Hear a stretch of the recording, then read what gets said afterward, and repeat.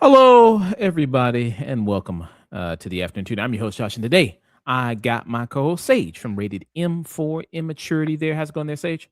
Doing pretty good, man. How about yourself?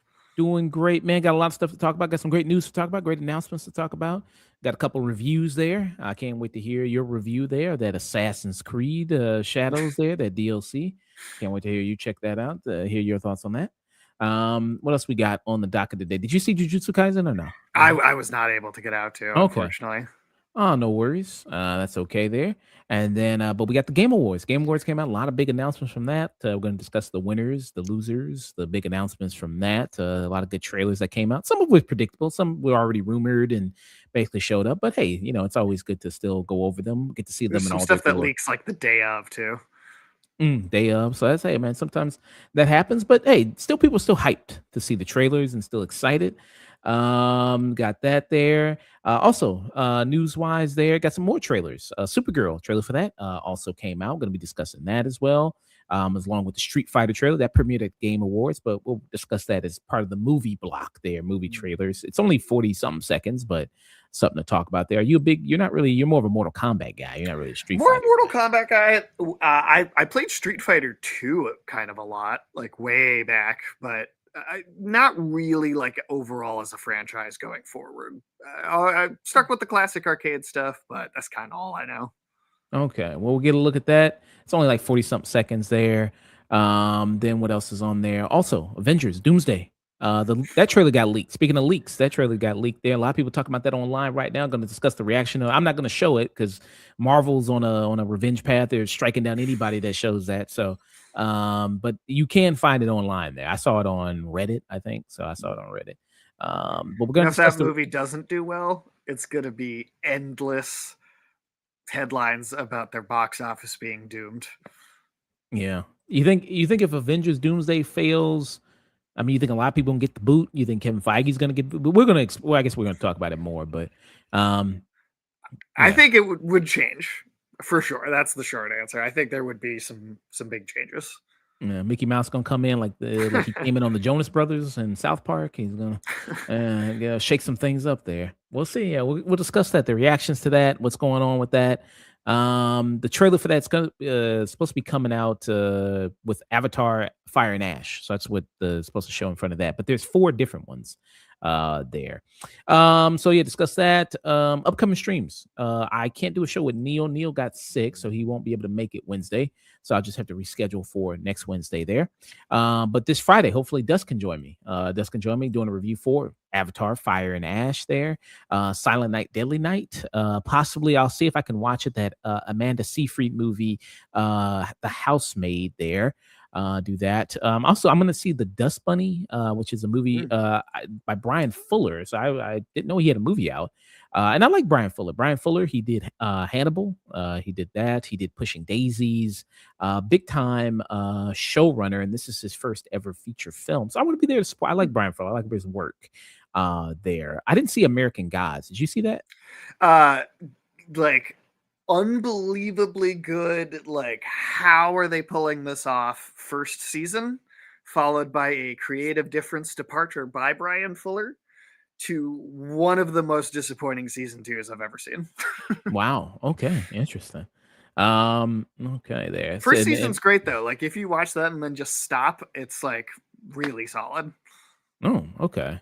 I've been meaning to check it out. I think I didn't check it out because I think it was on Stars. Yeah, that's why Stars. Yeah, I didn't. That's why I didnn't see it because it was on. They've had a few things sporadically over the years, but I feel like it's rarely ever more than one show at the same time. Like I watched their Spartacus and then Black Sails and then the Ash versus Evil Dead series was Stars as well.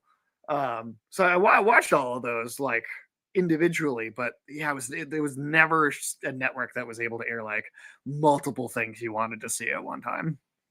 Yeah, great cast, American Gods. You had like Ian McShane was in it. I know Then you also didn't you have what's his name? Orlando Jones? Yes, he played Anansi, the spider god, the like African trickster god. And I mean, it's because it's all about like these like modern American gods, like media or Mr. World. They're these like kind of new age deities, and it's like all the old gods of every mythology. So the show touches on like there's stuff like that character is a straight up leprechaun.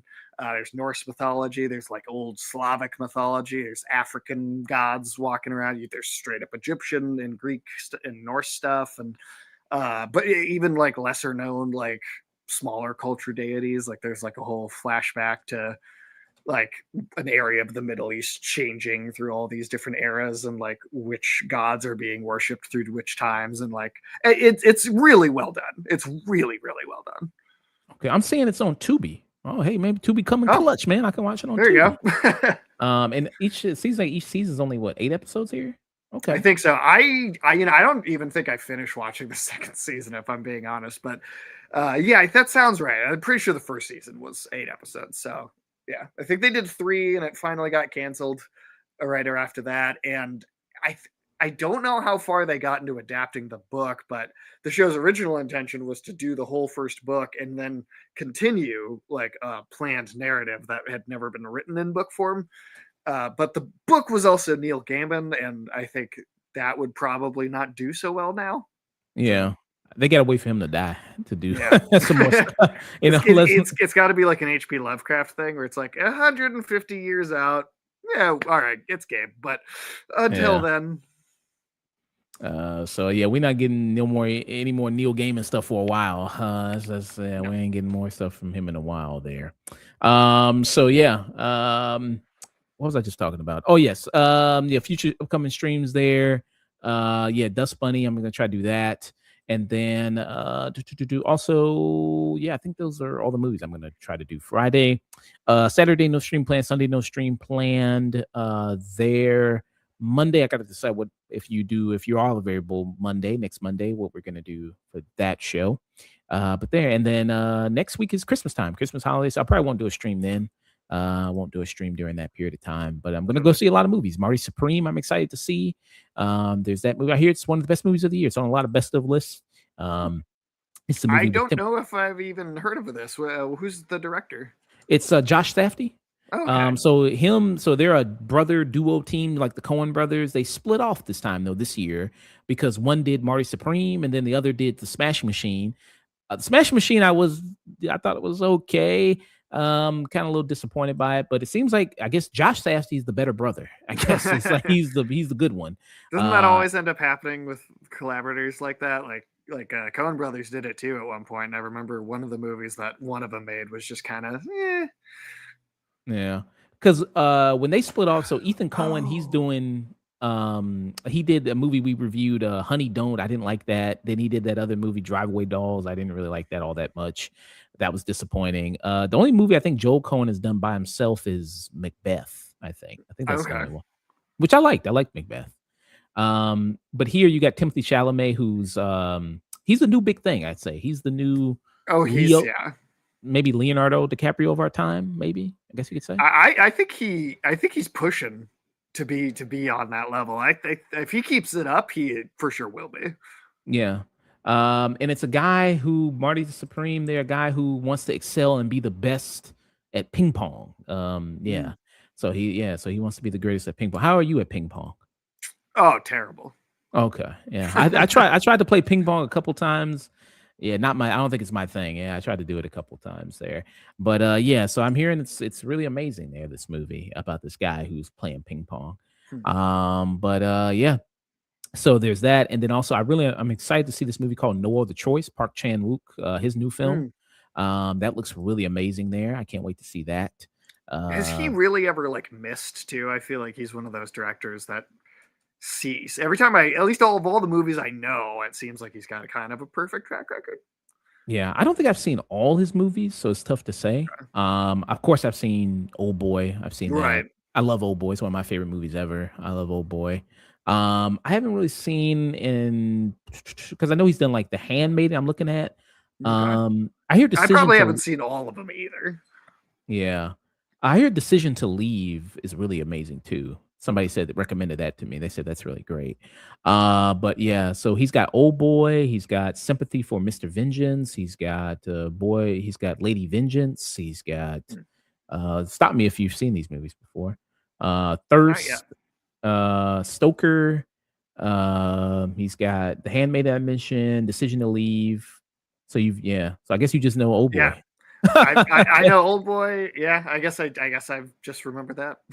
Yeah, okay. That guy never misses. I only seen one of his movies, but I know he he never misses, man.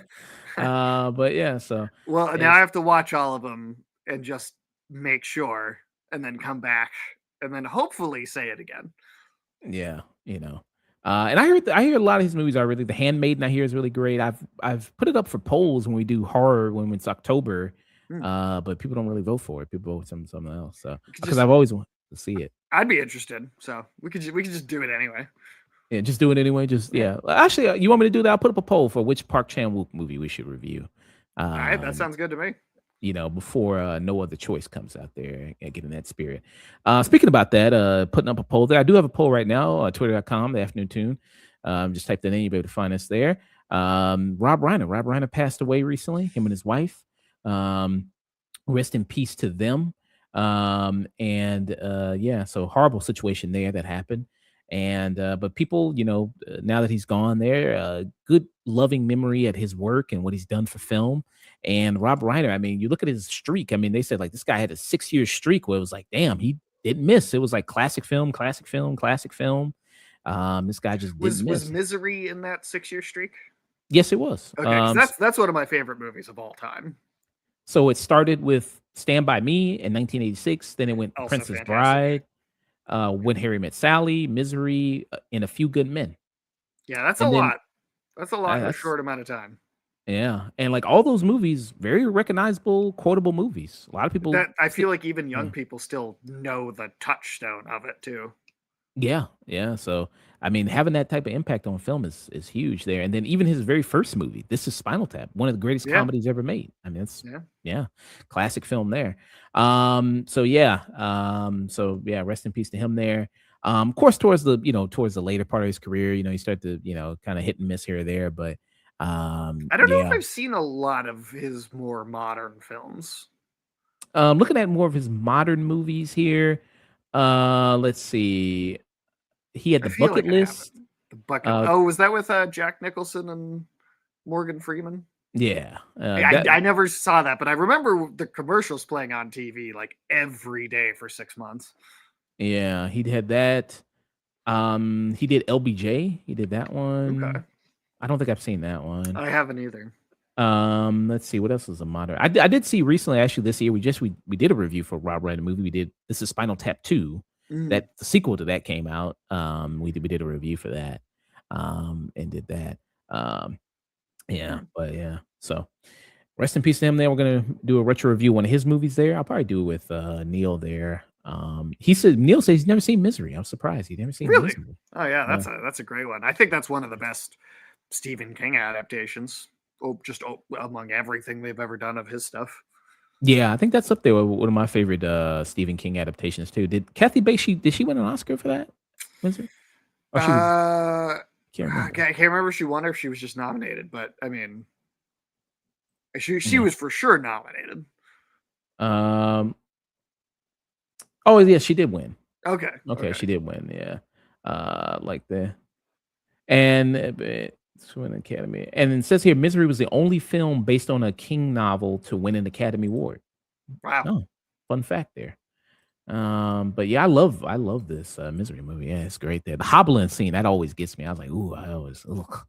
I hate that scene. That's like, ugh. There. And then is it a recurring thing in King books where they always have like he always has like some poor son of a bitch who gets killed. He's trying to help and he just gets blown away or something happens to him. Like that happens in The I, Shining and it's definitely frequent. yeah. And then I know the sheriff and then he tries to help and his ass gets killed. Yeah. Good, helpful, earnest people often suffer the most in Stephen King's books. Yeah. Oh. So yeah, it makes me want to go rewatch it. I haven't seen it in a minute there. But yeah. Maybe that's a goal for you, man. Somebody to love your work so much, man. You're an author now. Strap you to a I don't know bed. if I want people to like it that much. you Might be know, a little too much. yeah, good old strapping you to the bed, man. Feeding you soup, man. Breaking your ankles, yeah, man. So you can't walk, yeah. Forcing you to write another book, yeah. That's the dream, man. That's the author life, man. Eh, eh. Well, it's a little intense for me, but yeah. Yeah. But yeah, so do that there. But Sage, let people know what you got going on, what's coming on next, all that good stuff. Yeah, you can find me over at Twitch at Rated M for Immaturity. We are live every Tuesday about 2 p.m. Central Standard Time, 2:30. We will be on tomorrow. We're doing Metal Gear Solid 2 right now, which has been a lot of fun. That game is so unbelievably weird. It's just it's a joy to get everybody's live reaction to that. And then I don't think we'll be on this Saturday, just as we're getting closer to the holidays. There's a couple of weeks where like nobody's around. But the Tuesday show should at least be on next week for sure. Otherwise, you can find us on YouTube under that exact same name. All the like old streams that we've ever done. There's like 120 plus games or something we've done on there at this point, I think. Yeah, you can catch any of those if you don't catch them live. And then you could also, which I did not think to grab it before I sat down, but you can also buy our book over on Amazon.com. It's Red Age. You can get digital physical copies, and digital version of it actually is going to be free between the 22nd to the 26th. So just if you go grab it any of those days, totally free. Yeah. Holiday sale. Holiday sale. People's free right now. Digital sales. So it's a holiday. People, he's gifting it back to you people, giving it back there. That's good stocking stuffer there. And people can check you out. YouTube right here, Rated M for Immaturity there. Streaming all types of variety of different games, action games, horror games, stealth games, fighting games there, action adventure games. Some of these games were even nominated for the game of at the Gamer Awards this year. So Sure. he's got a catalog. Claire Expedition 33 is up here somewhere, right here. Yep. Yep. So that was a big winner. We're going to talk about that. Big winner right there. But they're French, so I always gotta take the good with the bad. Every 70 odd years, a piece of French media is really good. Yeah. So got that. All right. Yeah. And I'll make sure to put all your links in the description below there. And you've already mailed me back my copy. I think maybe I check my mailbox. Maybe. Okay, because when I sent it, it said it would show up. When I double checked, it said today is when it would show up. So. Oh, today. Okay. Yep. Maybe it's in my mailbox. Okay. Did you send it like in a box or did you send it like in an envelope type thing? It was in a box. Okay, in a box. It's a white box. It's probably bigger than it needs to be, honestly. But okay, so maybe it's gonna come to my door then, not my box. So I'll be on the lookout. There. Okay. Yeah. So everything, and of course, as always, go ahead raid somebody. Lucky Dog is on right now. Lucky Dog's playing that good old Fortnite. Who else is on? Mini Portable. Mini Portable's on right now. Wrestling content creator, streamer there. She was streaming yesterday. Did you know John Cena? He retired, man. Big event. I heard about it. I did see there were clips online of people talking about it. So it came across what I was looking at. I didn't know until yesterday that it was happening. But. Okay. Yeah. Did you put your jorts at half mast, man? Did you do that? I don't own a pair of those. Okay, you don't own a pair of jorts? I don't have a single there. I as far as I know, I don't think there's a pair of jorts in this house. Okay, wow. Very I guess functional look, I guess you could say. Very tactical look, maybe. So yeah, so the Mini Portable's on. Geek Down. I was just in his chat. You were just in his chat. Yep. I didn't know Geek Down was a big lover of the holidays like this. So awesome to see. Yeah, he's doing it up. Yeah, very awesome there. He's playing still playing Where Winds Meet, so he's still playing that. Yes, a lot of him and a lot of people I've talked to have been like super into it. It was not working really for me, but all the more power to him. I'm glad they're doing it. Is it still free? Yeah, it's free. I mean, it's going to stay a free game. It's like what's weird about it is it's like a hybrid MMO / open world action game. So it's like kind of got like the type of big open world you might expect in like a Ubisoft sort of game, but it also has all this like MMO sort of UI design to it, and like the way that you get quests and are given tasks to do, and that's the big part of what was not working about it for me. Is it felt very much like an MMO, and I just don't care for that style. But it's like trying to be a hybrid where you can play a single player version of it or do like the fully online version. Um, like I said, it wasn't really working for me personally, but you know, MMOs are clearly popular in general as a genre, so I assume it's doing those things right for those people. Mm. Okay, yeah. So seems like people liking, people digging it. Also, Hunter's on. He's playing Fable. He's playing Fable there. Mm. So got some good people on. We can raid after this stream. Very nice there. Did you have a preference? What you wanted to talk about first? Anything? Man, you know what? Throw a dart at a board. We could do anything. All right, let's do these trailers first. Let's do these movie trailers. Let's do that first, and we can move on to the Game Awards. And after the Game Cool. Awards, there, we'll do you do your review of Assassin's Creed, and yeah, we'll close out. All right, there. Let me pull up this trailer. Very good, man. All right, everybody. I'm going to be doing these movie trailers, some big movie trailers released over the past week there.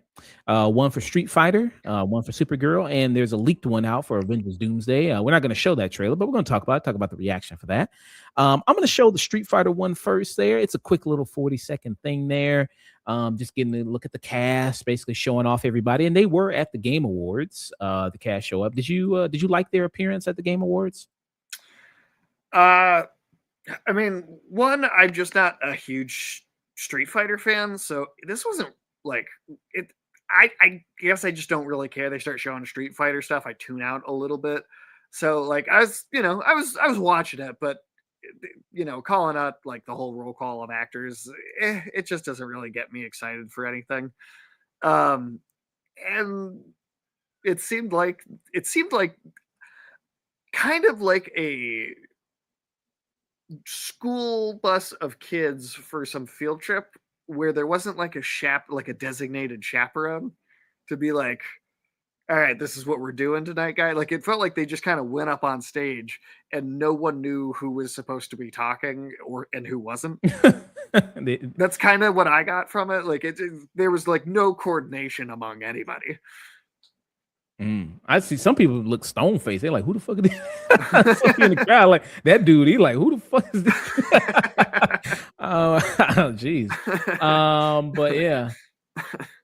So you got yeah, we'll talk about the cast here in the movie. But it's got a very recognized. We got Jason Momoa's back there, who we're gonna talk about again because he's in Lobo. He's gonna be Lobo in the Supergirl movie. Much more excited about that. Then this guy, his name is like Noah. I forgot his last name. But he's been in plenty of things as well. He was actually in another superhero movie. He was in that movie where he played Adam Smasher in Black Adam. He was that. Oh, was he? Okay. Yeah, he's like, I didn't see that shit, man. It's like, what the fuck you bring up that movie for? But he was Adam Smasher there. And I liked him in that movie fine. I don't know who the actress, I haven't seen her before, who's playing Chun-Li. Andrew Koji, who's on the right here.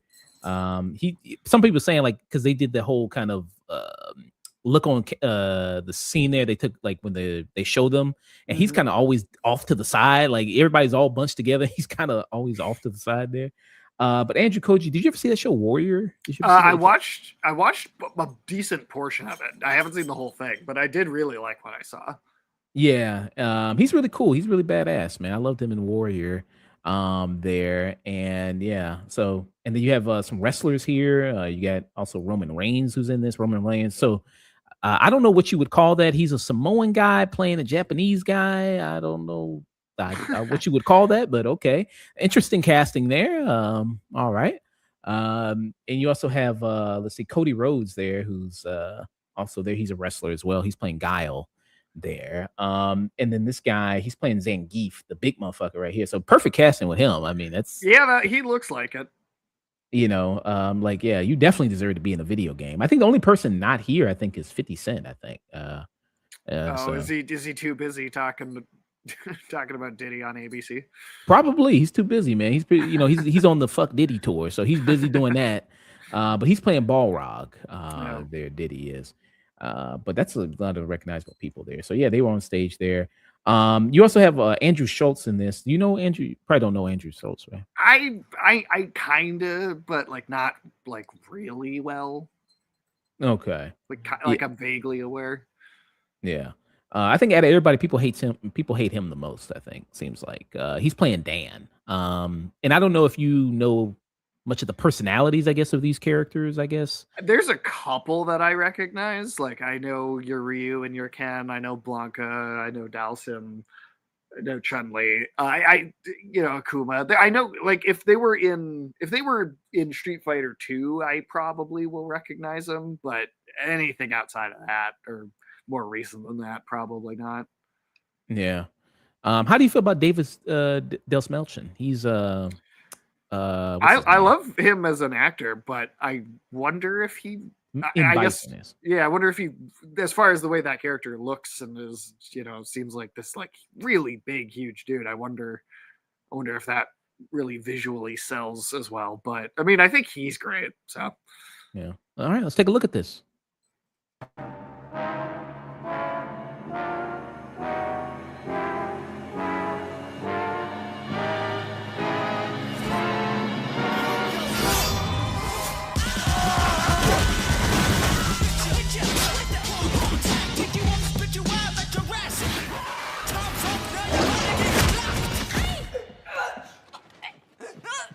I'll say I like that scene. I did like when she's holding him up with the leg there. I did enjoy that. I thought that was pretty good. If you don't punch, I'm gonna have to hit you with the tactics. I never lose if it's fight. Shut your mouth. I'ma shut it for you. was that Eric Andre? Yeah, I think that was Eric Andre there. Okay, Um, I must have missed that the first time. I did not realize he was in this. yeah, it looks like he's playing like well, I guess Eric Andre playing the host of some Combat News. So I Okay, guess he's supposed to be I don't know like the UFC guy, the UFC announcer for the fight maybe huh. tournament there. Seems like a good role for Eric Andre there. I never lose if it's fight. Shut your mouth. I'ma shut it for you. Fight! You win! There you go. I like that they're embracing the weird beating up the car thing that was Mm. in the second, at least for sure the second game. Might have even gone back to the first, but like there would be like a bonus level where you would just beat up like a Honda sedan. Oh yeah, those are the people remarked that of like, oh hey, you brought that in there, like the fun kind of gag there. You Like did I'll that. be honest, I don't think this looks like great, but I do think it looks more like a Street Fighter movie than that last Mortal Kombat movie looked like a Mortal Kombat movie. And they actually did throw a jab at Mortal Kombat. Street Fighter did on stage. Yeah, I Uh, know people were mad about that, but to be honest, I hated that movie so much that I was like, yeah, I think it kind of deserves it for how far away it's straying from what that thing is. yeah. And I know who I forgot who responded to it because somebody from the Mortal Kombat like cast or director or something responded to it and went, That did well, that. that's a shame that you would put somebody else down. It's like, damn, bro, you can't just snipe back, bro. It's like it's supposed to be. You both got your two big fighting game franchises, and you're coming Yeah, out the it's same year. about fighting.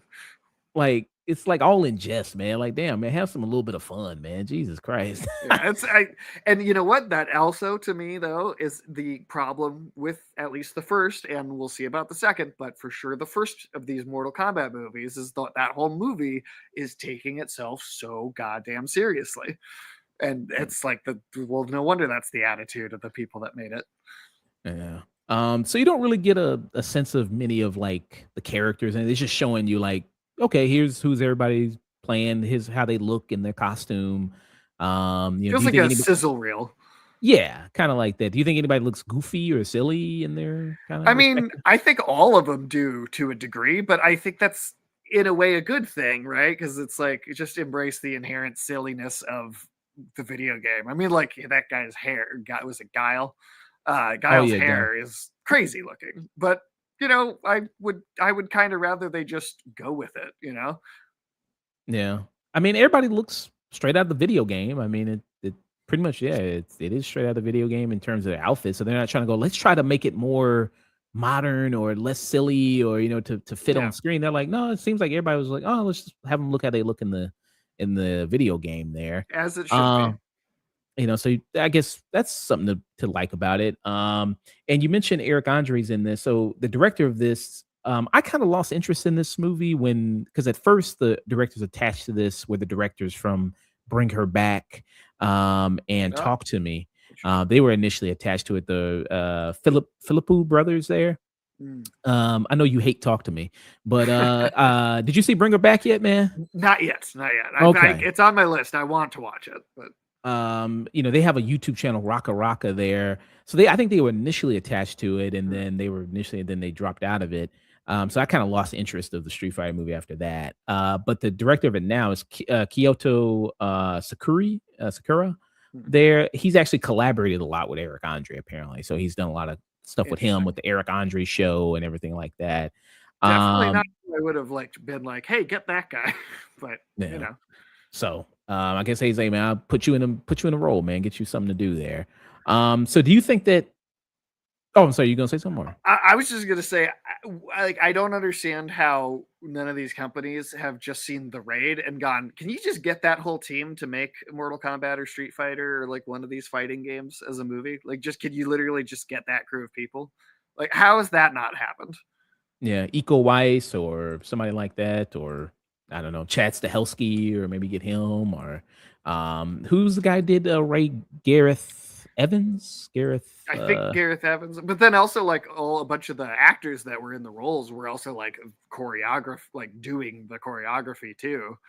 And I was like, just get the director, but also get all of those guys, get all of them in the choreography room, get the mm, whole team of people that made those two movies. yeah. I mean, even a guy like Andrew Koji, I mean, he's got a lot of experience Yeah. there. And I think I was listening to somebody like because he was also in that GI Joe movie, Snake Eyes. He was also in Oh, that. was he? Yeah. Okay. I What's don't the think I ever saw that. Yeah, it's not very good. What's the white one called? I forgot what the white one's supposed to be called. I know this is wrong, but I want to say White Snake so badly. Storm Shadow. That's what he's called. Oh, Storm okay. Shadow. Yeah, he was Storm Shadow in it, and he said like he tried to give advice on the set of like kind of what to do. I think I heard that, and then they were like, "Nah, it's okay," because all the fight scenes are like super close up, and you can't really see shit. So at least you think with a GI Joe Snake Eyes movie, it's like, well, what about the fight scenes? That's got to be cool, right? No, it's not. It's all super close up and not very good to watch. But yeah, so it's kind of got that. Some people say they kind of look like AI a little bit. Some people saying that with it. I don't know if I see AI, but I think it does look fan filmy. Okay. I could kind of see just because the lighting and kind of how that is and I think everything. the lighting is a big part of it. Yeah, it's a little. I don't know. Like to be honest, it's got the sort of feel that what it was started out as a fan project, but they did like a live action Mortal Kombat thing that was in got 2011, 12, somewhere right around there.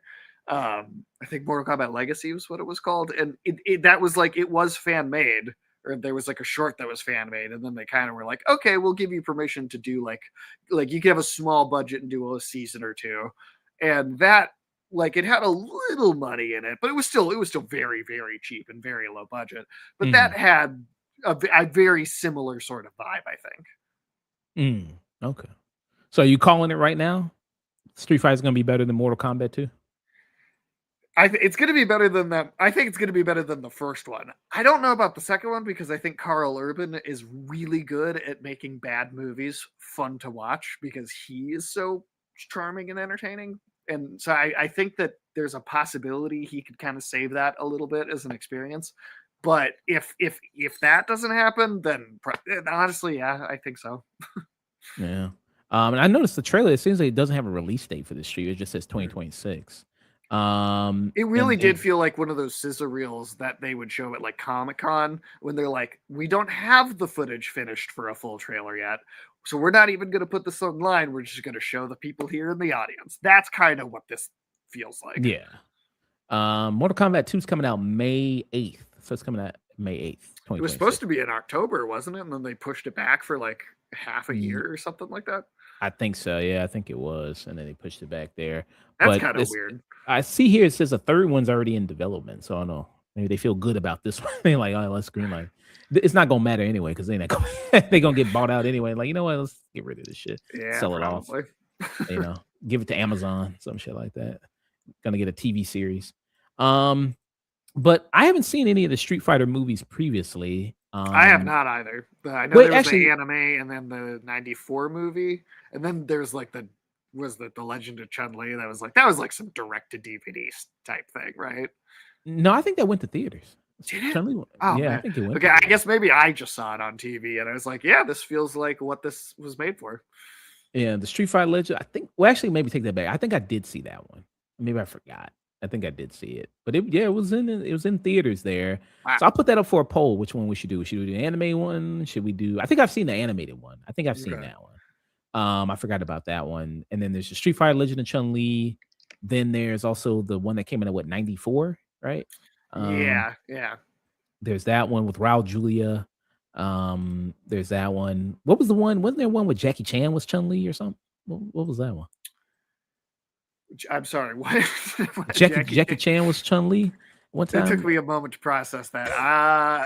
I have not seen that, but maybe he. Was this Jackie from a Chan play movie or was Chun-Li? this something else here? Maybe it was like just a skit. Yeah, maybe it was just a skit or something like that. You never seen Jackie Chan dressed as Chun Li? No. It was this. Huh. Yeah, no, Yeah. that's new to me. I'm blowing your mind right now, man. Yeah. Huh. I don't- Yeah, was that for a movie or what was that for? Okay, this was called City Hunter. Okay, that's what it was. A movie called City Hunter, Huh. 1992. Never heard of it before. Okay. But it was a Jackie Chan film. Okay, got it. So we I guess maybe put that up for a poll. I guess it counts maybe as a Sure, Street why Fighter not? adaptation. Got that going on. All right, but I don't know. Jackie Chan's kind of pulling it off. I guess I don't know. He looks looks kind of not so bad. His thighs aren't big enough. True, that is very true. But yeah, but I know you don't know much of the cast there of it. I don't think you've seen him in many other things. The cast for this new Street Fighter. I mean, I know you know David Delmelchin, Yeah. but not so much.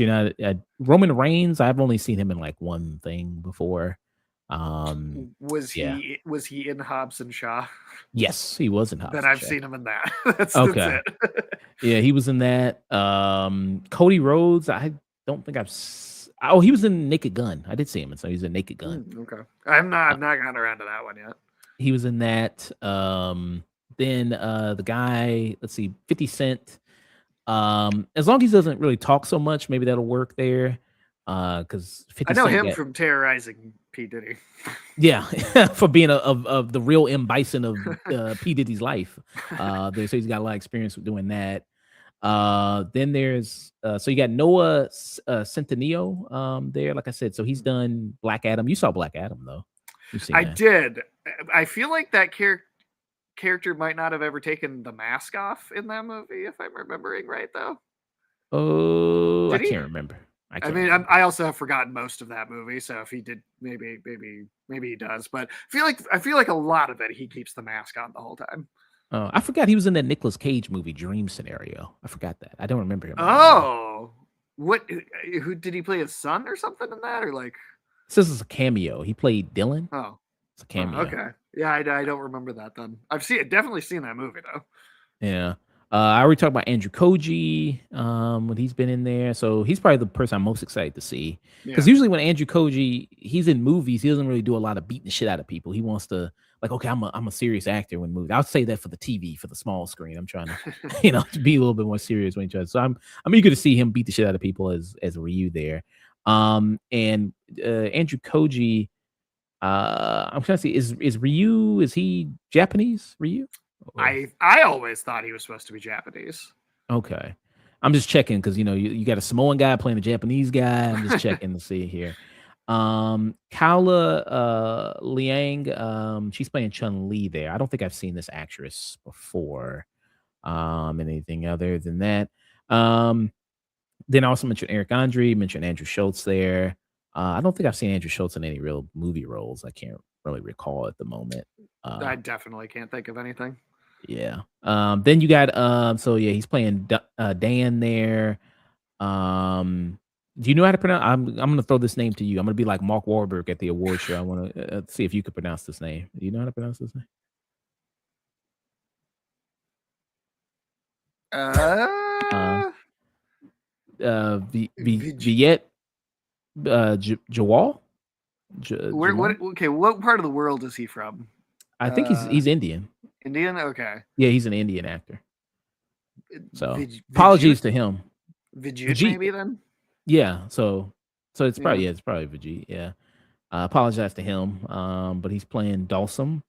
50 Cent's playing Balrog. Jason Momoa is Blanca. You think He's having a time of it, getting covered in makeup and stuff lately. yeah. You think he'll make a good Blanca?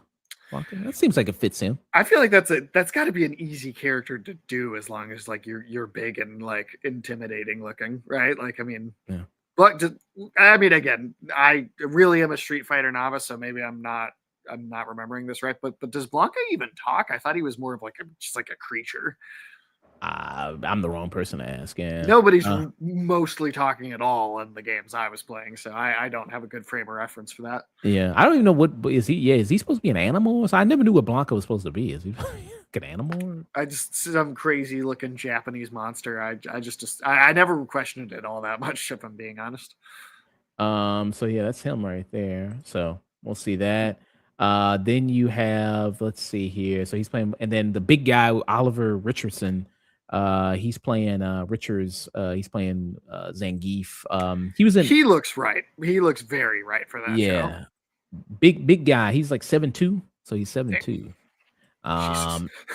And he was in almost a foot season. taller than I am. He was in season 2 of Reacher. Did you? I know you probably don't watch Reacher. I haven't seen, but I feel like I remember seeing photos though, maybe of this and vaguely remember people saying like, "Oh man, they got a guy on the show even bigger than the guy that's already huge." And I Yeah. assume that's what that was.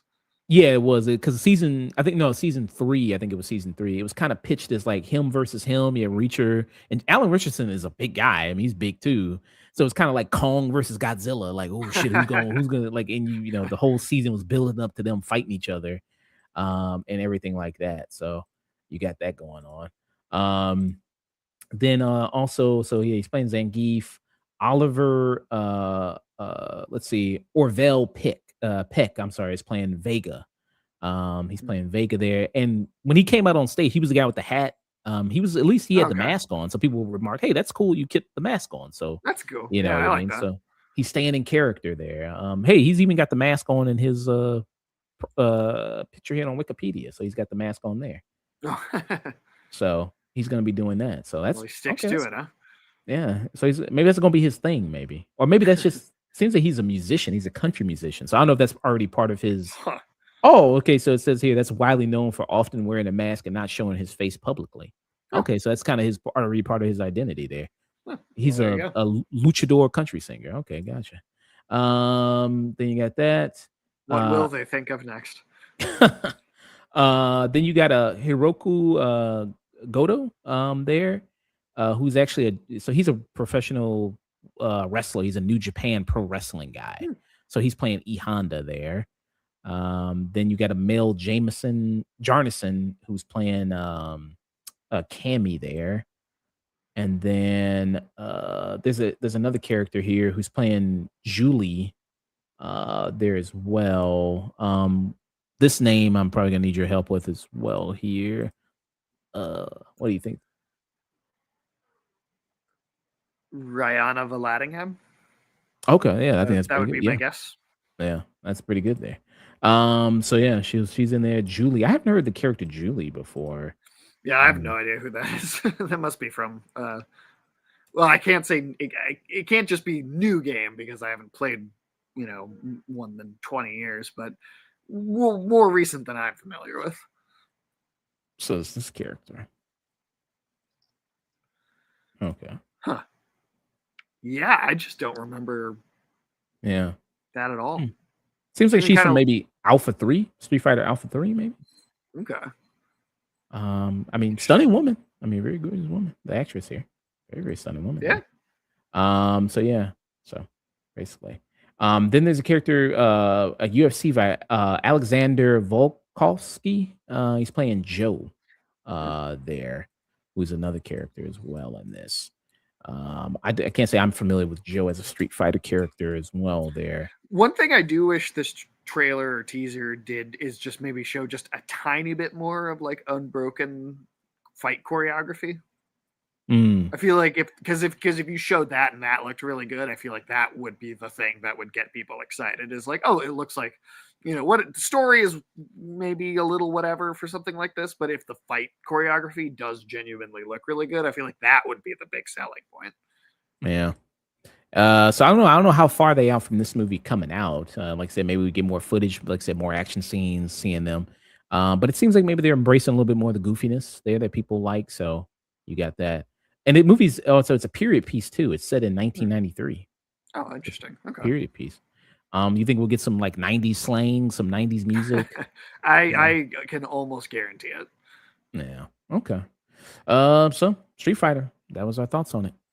All right. Let's move on. Supergirl. Let's talk about this Supergirl trailer, man. Now this is a little bit more meat on this bone, man. We can chew on this a little bit more. We can make a stew out of it with a lot of the meat on this bone right here, man. So trailers dropped for this. This is the next upcoming movie in the DCU there. Supergirl.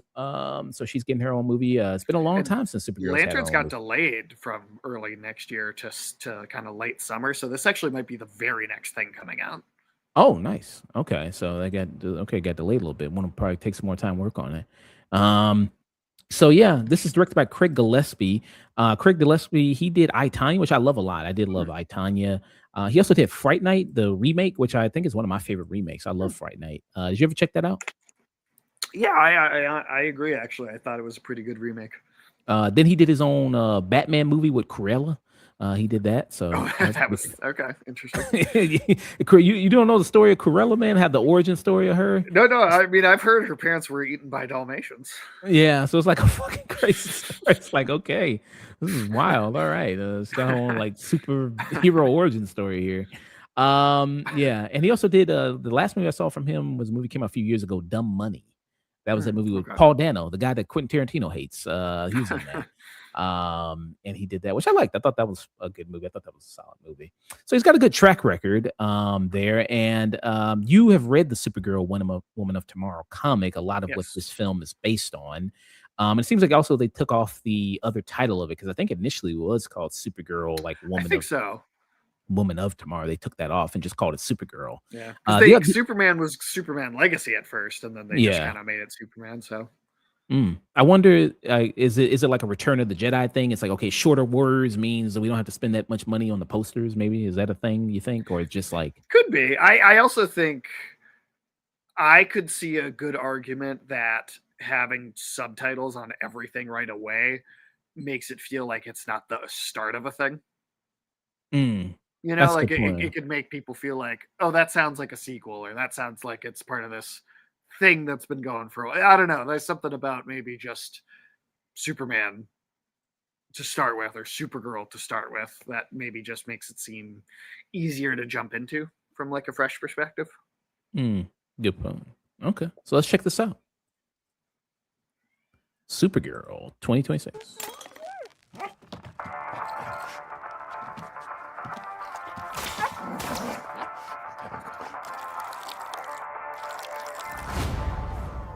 People were mad about that, by the way. People were... on the paper this time. Good job, buddy.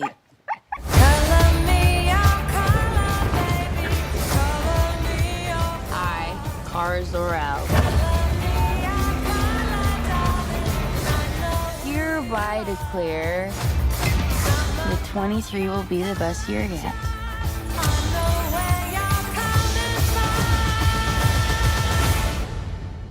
Let's be honest, babe, it's not a very high bar to clear. I didn't know any of you were still alive. What was it like to lose everything in a day? Proton didn't die in a day. The gods are not that kind. Looks like we're getting the Battle City of Kandor, which has never made its way into like a big like live action movie ever. Okay, like this dome right here. Yeah, it's something that like sits often in the Fortress of Solitude as like an actual miniaturized city that can't be like brought back to full size, and a lot of times it's because Brainiac shrinked it. So if they're Mm, setting Brainiac up for the second Superman movie, I could see maybe them having a little bit of extra building here too. okay. So far everything is pretty much you think is kind of one to one from I most think of it the. feels totally like that comic. Yeah. Okay, nice there. I mean, you got Millie Alcott. Millie, people might know Millie Alcott. She was in House of the Dragon there. She was in that show there. She plays the younger version of one of the characters there. There, and some people said that James Gunn, he saw her at the award show drunk, and he was like, "That's my Supergirl. Like, that's perfect." Did you ever see that clip of her drunk there? I've seen like still images and people saying that she was, but I've never actually seen like what her behavior was. Yeah. So yeah, people say yeah, it was at the Golden Globes, I believe, there. For it, and you could see like Emma Darcy, I think is the actress's name, who's her co-star there. Gotcha. And yeah, so you see like her Is that holding from House of the Dragon? yeah. Okay. Yeah, so you can kind of see a little bit there, like Yeah, she looks drunk. yeah, I mean all that stuff is free, right, at these award shows, so why not? Why not indulge? So I'd let loose if I was there. yeah, so you got that. Yeah, so hey, good on her, man.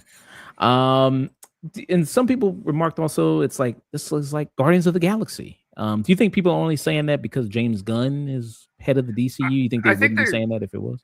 I think that, and also I think I also wonder if those people have seen a lot of like like read a lot of actual like sci-fi space set comic books too, because I feel like James. I mean, yeah, not all of them are always like act quite as silly as maybe he can be, but I do think this movie looks grungier and dirtier than Guardians.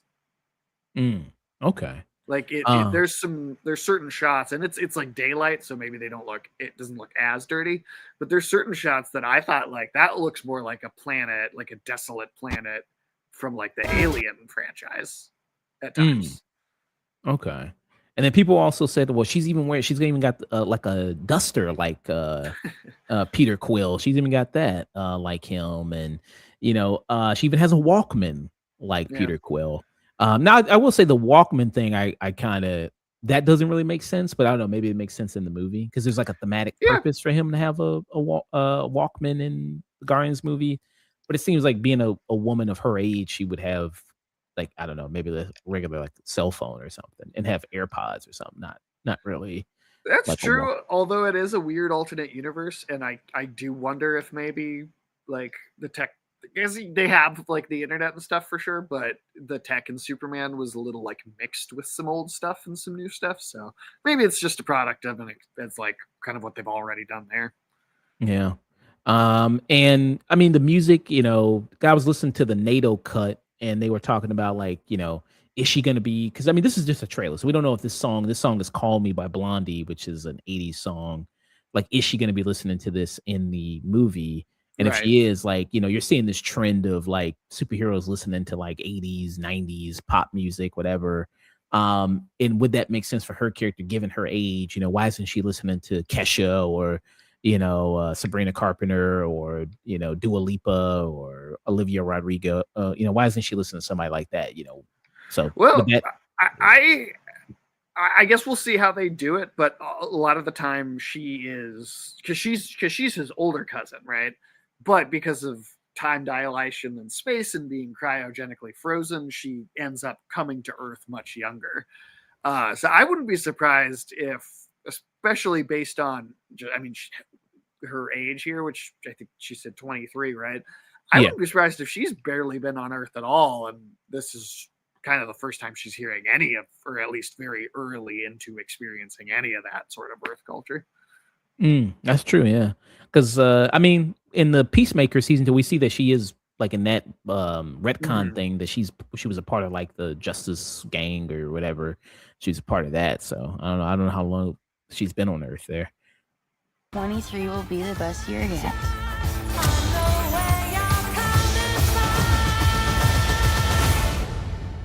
Let's be honest, babe, it's not a very high bar to clear.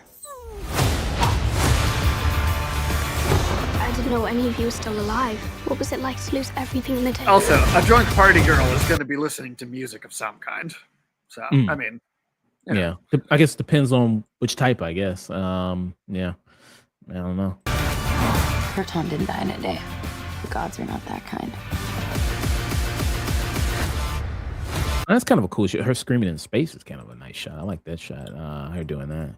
there's Yeah. some shots of like imagery in this that like, because I like the Superman movie quite a bit, but I also didn't come away thinking like, oh, there's that particular iconic shot from it that I'll remember. And I think some of the imagery in this movie actually maybe looks better, I think, than some of the color grading and shot composition and that. Nice.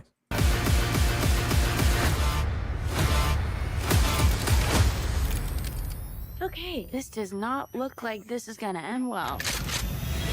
For you guys. Do you think these people look Ravager-esque, you think? A little bit, but it looks these look like a lot of sort of just random sort of in the background bounty hunter characters you might get in the comics too. So Yeah. And this actor, there was recently he had some legal trouble. I think he's going to prison. I forgot what his crime was. His name is Matthias Schoenaerts. There. he's got sort of a groundhog look to him. I mean, handsome guy. He was in that the movie. You didn't see the movie, The Old Guard. He was in that. He was in that movie series there. This is how he is. This is how he looks there. Much less groundhog like for sure. Yeah, he looks like another actor. It's on the tip of my tongue. I can't think of it at the moment. But yeah, he's in some type of legal trouble at the moment there. Oh, he was caught driving without a license. Ooh. And then he got sentenced to 6 months in prison for that. Damn. So I don't know where Don't this do that. was. Yeah. So, but where is this? Belgium. Belgium. Okay. So I guess, were you thinking he looks a little bit like a younger Viggo Mortensen? maybe that's what it is. Yeah. Just a little bit. Yeah, I think that's what it is. Yeah. But yeah, so I guess they don't drive without a license in Belgium, I guess. And they don't fuck around there without that license. Okay. All right. Let's go back to this trailer.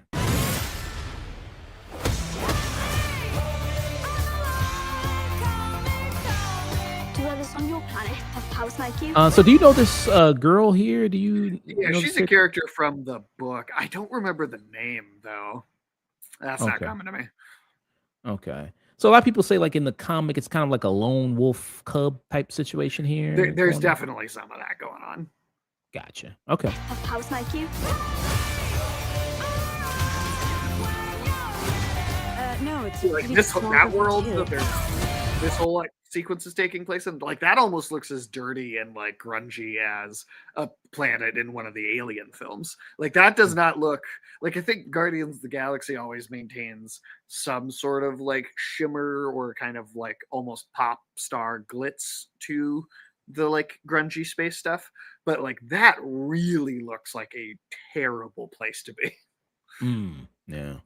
And then I know she's going off to planets that have like red suns because that alters Kryptonians' DNA so they can get drunk. They don't really have powers there. So she can do that. Yeah. So, and then they explained that also in Superman. They did that as well. They explained that. Well, and Krypton had a red sun, so Yeah. that's just kind of them normal almost. Okay. Yeah. Oh, that's a good point. Yeah. That's a good point there. No, it's a pretty small group of two.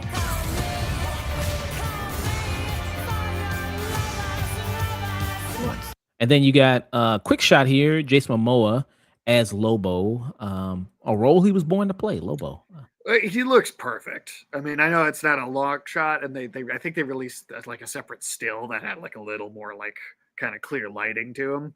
But I mean, Yeah, like this is one of the best castings that you could possibly do. Yeah.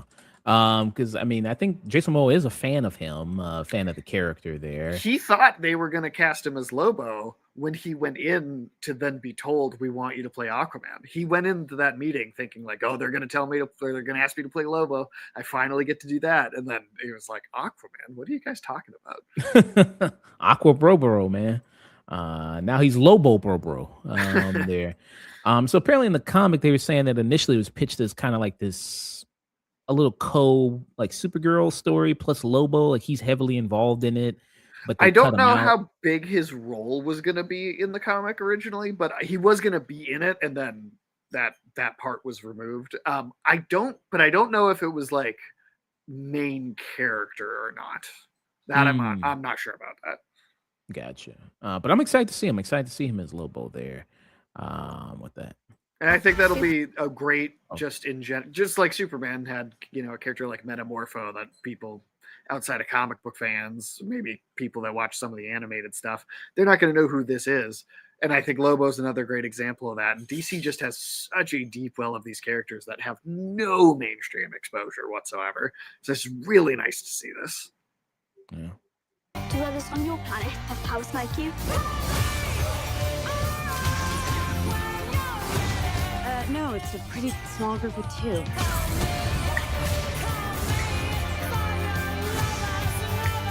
What's Superman like? He sees the good in everyone. That's a cooler shot to I me see the than truth. maybe anything in Superman. Oh, this shot right here. The shot before of her breaking. Oh, shooting up into the atmosphere. Oh, Like that is a piece of action. What's Superman like? Really good. He sees the good in Okay. everyone. Just the framing and And everything. I see the truth.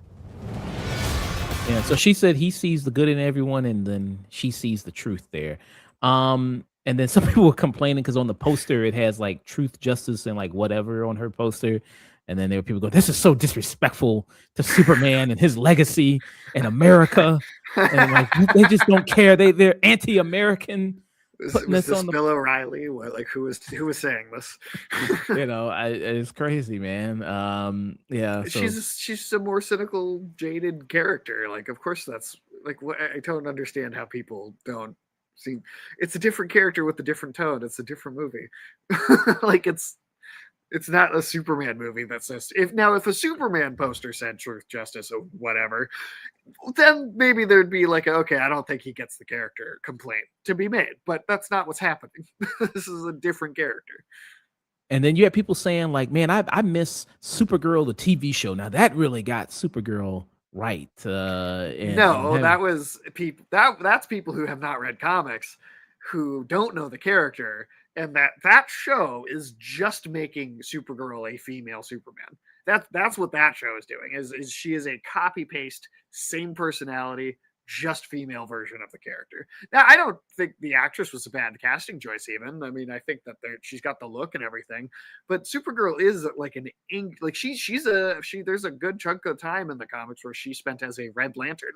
She's got fucking anger problems, man. She is a jaded, cynical kind of angry character, and this show didn't depict that at all. It didn't even try. So people that think this is like somehow like the standard that this character should be adhering to, they have no idea what they're talking about. They don't read. Yeah.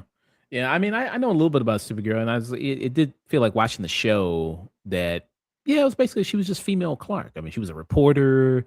Right. She had had her own set of friends. She had her own Jimmy Olsen and everything. Who I was this like as like supermodel, muscular, and then his own superhero as he could possibly be. Yeah, Billy McCobb Brooks there, Yep, who was yep. the Guardian and everything. Like, that's what these CW shows. Everybody got turned into a superhero. Everybody got Everybody's got to be a superhero. Yeah. Jimmy Olsen should be nerdy and little. Like a younger Jordan Peele would have been a great Jimmy Olsen. Yeah, you see photos of him as a young guy. That would have been a good Jimmy Olsen. Yeah, I know back in the day, Jordan Peele was fucking up them people on that Smash, man. I just know it, man. He's crushing people on them sticks, man. I just know it. But let's close it out. He sees the good in everyone. And I see the truth.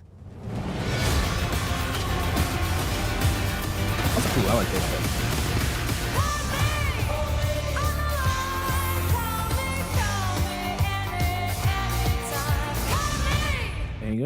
So there you go.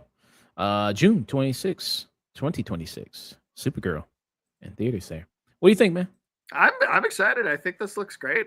It totally feels like it's capturing that comics spirit to me. And I think that it has the same added. I mean, one of my favorite moments in the Superman film was the small introduction we got to her, because I thought her impression that she made with that personality was just very strong and memorable. And this seems like it's capturing that pretty well to me. I again, if you know this character, I feel like it's very true to the character. Some of the people complaining, I think that they watch that CW show maybe, and that's what they think the character is, but they really don't know what they're talking about. Yeah. I mean, some people saying she's unattractive. She's not attractive enough to be Supergirl. Millie Alcott is. I think she's a stunning woman. I think she's a gorgeous woman there. But people always gonna complain about something. As always there. People are And saying that the new Laura Croft isn't attractive looking enough, so it could be anything. and some people even saying, "Man, where's Sasha Kaya at the woman who played Supergirl in The Flash?" It's like, "Ooh, let's bring her back." It's like, okay. I mean, Yeah. what did she do with that character that has anybody attached to that particular portrayal of it? Like, Yeah, and I mean, it's not her fault. I mean, no, it's not. It's not. It's the script's fault. It's the editing. It's the changing directors 30 times before the film came out. Like, it's totally not her fault.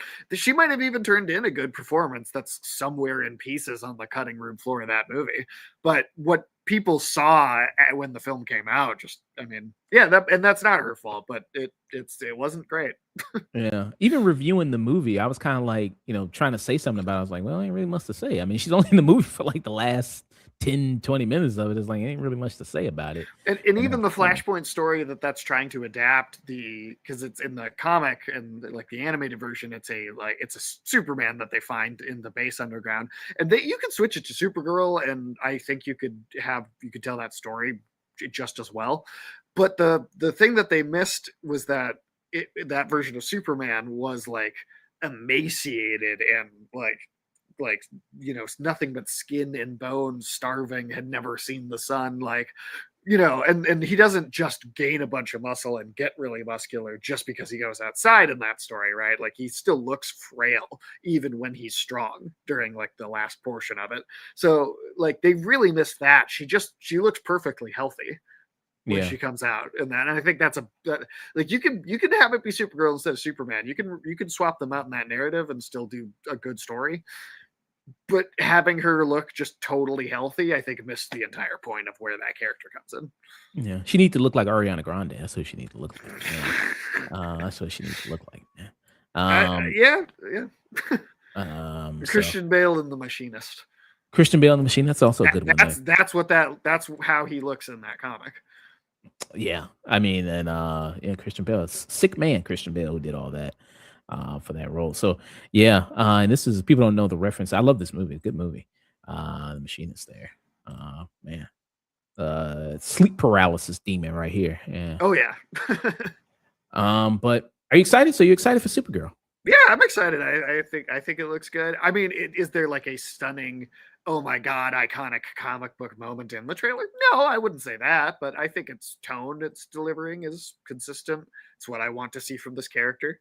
And I think it's also important that this looks like it's going to be a standalone film again. And I really appreciate that James Gunn is, so far, these things feel like their own narratives. Yeah, there's some references and they connect in ways, but everything still, it has that early Marvel MCU feel where, like Thor, you don't need to see Iron Man to watch Thor. Thor is its own movie, or the first Captain America is its own movie.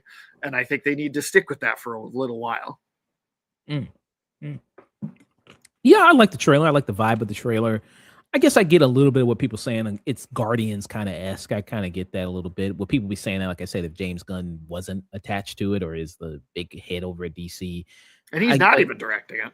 He's not directing. Craig Gillespie is directing it, but people say like, but Gunn, he put on all these notes to make it look like Guardians. That's what he did. He forced Craig Gillespie to do that, and he forced the writer of it to have these quips and everything like that in it. It makes me interested. I did buy the Woman of Tomorrow comics. So I am going to read that. I'm interested. Beautiful art. Yes, it is gorgeous art. That's also attracted me too. I love gorgeous art of it. You know, and I did do that as well. So yeah, so I did appreciate that. And I don't want her to be just like Clark. I want to be something different, right? Yeah. And I have the same personality there. So I do appreciate that. That okay, we're not just gonna get carbon copy Superman again. It's a And different character. she's not that character in the comics either, and so it really is a whole different thing. Yeah. So yeah, she's her own person there. So it helps distinguish between the two, to make her kind of almost in a way polar opposite of Clark right there. Um, so yeah, there we go. That is thoughts on the Supergirl trailer there. All right. And this trailer that we're not going to show, but we're going to talk about Avengers Doomsday. So the trailer for Avengers Doomsday has leaked. It is out right now. Yes. It was supposed to show in front of people because they're doing the whole big thing with Avatar Fire and Ash. It was going to show in front of that, but the internet, people gonna get their hands on it, everything like that. Somebody's gonna film it at the first screening with their cell phone. Yeah, I don't know why some of the screens when people screen with their cell phone. I mean, cell phones are pretty sophisticated now. Like you can shoot a movie. Yeah, you'd think that those would look better. Like bootlegs should have increased in quality over time. Yeah, it's still shaking and still look like maybe Michael J. Fox is the one recording all these bootlegs. Yeah, I don't know, man. What's going on? The quality's horrible and everything like that, man. It's like you filming on iPhone 5. I mean, what's happening? My phone is also old too. Like this thing's got to be a decade old at this point, and I think it still is capable of taking better videos than any of those bootlegs you see. Yeah. But yeah, so people were able to see it there. And so they're not happy with it. And if you don't want to know what the trailer, you want to be surprised, you want to, wait till you see it on the big screen there, turn away now and then come back. So the big thing with the Avengers Doomsday trailer is Chris Evans. Chris Evans is back. He's returning as Captain America, much to everybody's chagrin. Everybody pretty much were like, nah. I was like, hell no, we don't want you back. And people love Chris Evans as Captain America. And then but he had an ending. Yeah, he ended his character. I mean, that's what the point of Endgame was. These people's stories are done. It's over. But then they were like, nah, we gotta bring other him back. movies aren't working. So, please come see this because it's the same thing and I feel even more confident in my distrust of Robert Downey Jr. being cast as Dr. Doom now than I did before, because clearly they're just trying to get everybody back that was in these movies when they were at their most popular. Yeah. Yeah. I mean, that's clearly what it is. I mean, because even saying that, I mean, I don't hate the casting as much as you do, but when the first got announced Robert Downey Jr. as Dr. Doom, I guess kind of was like, huh. I mean, just seems like he hasn't even been gone for that long, and you're already bringing him back. I mean, are you panicking that much already for this? And bringing back Chris Evans, and it's like, oh, we're gonna. And it's focusing on, seems like the big three again with Chris Evans and Robert Downey Jr. because it's supposed to be 4 trailers. So you're supposed to get a different trailer, I guess, depending on where you are. I guess you get a different trailer.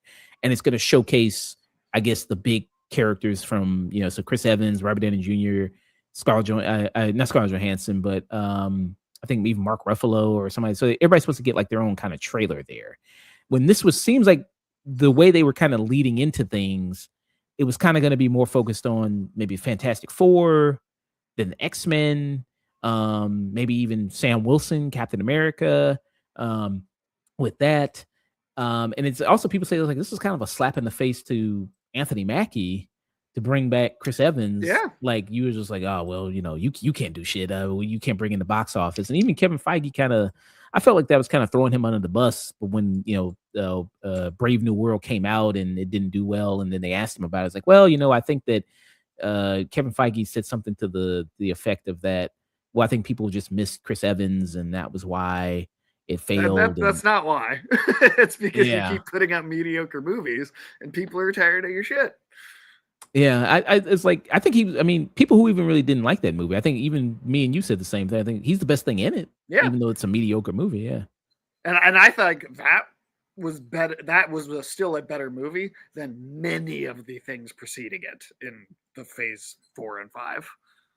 And with this, people again, we've talked about it endlessly with these phases. how it's been kind of an up and down bag, how the brand has kind of now been so diluted, and a lot of people kind of going like, yeah, well, I just don't have faith in these things anymore. These things aren't performing as well in the box office as they've done. You saw that kind of a little bit this year. Fantastic Four came out, wasn't really a huge hit there, did moderately well. It was for a Marvel movie. So there was that. Brave New World also came out earlier this Thunderbolts year. didn't do super well either. Thunderbolts didn't do super well either. Thunderbolts didn't.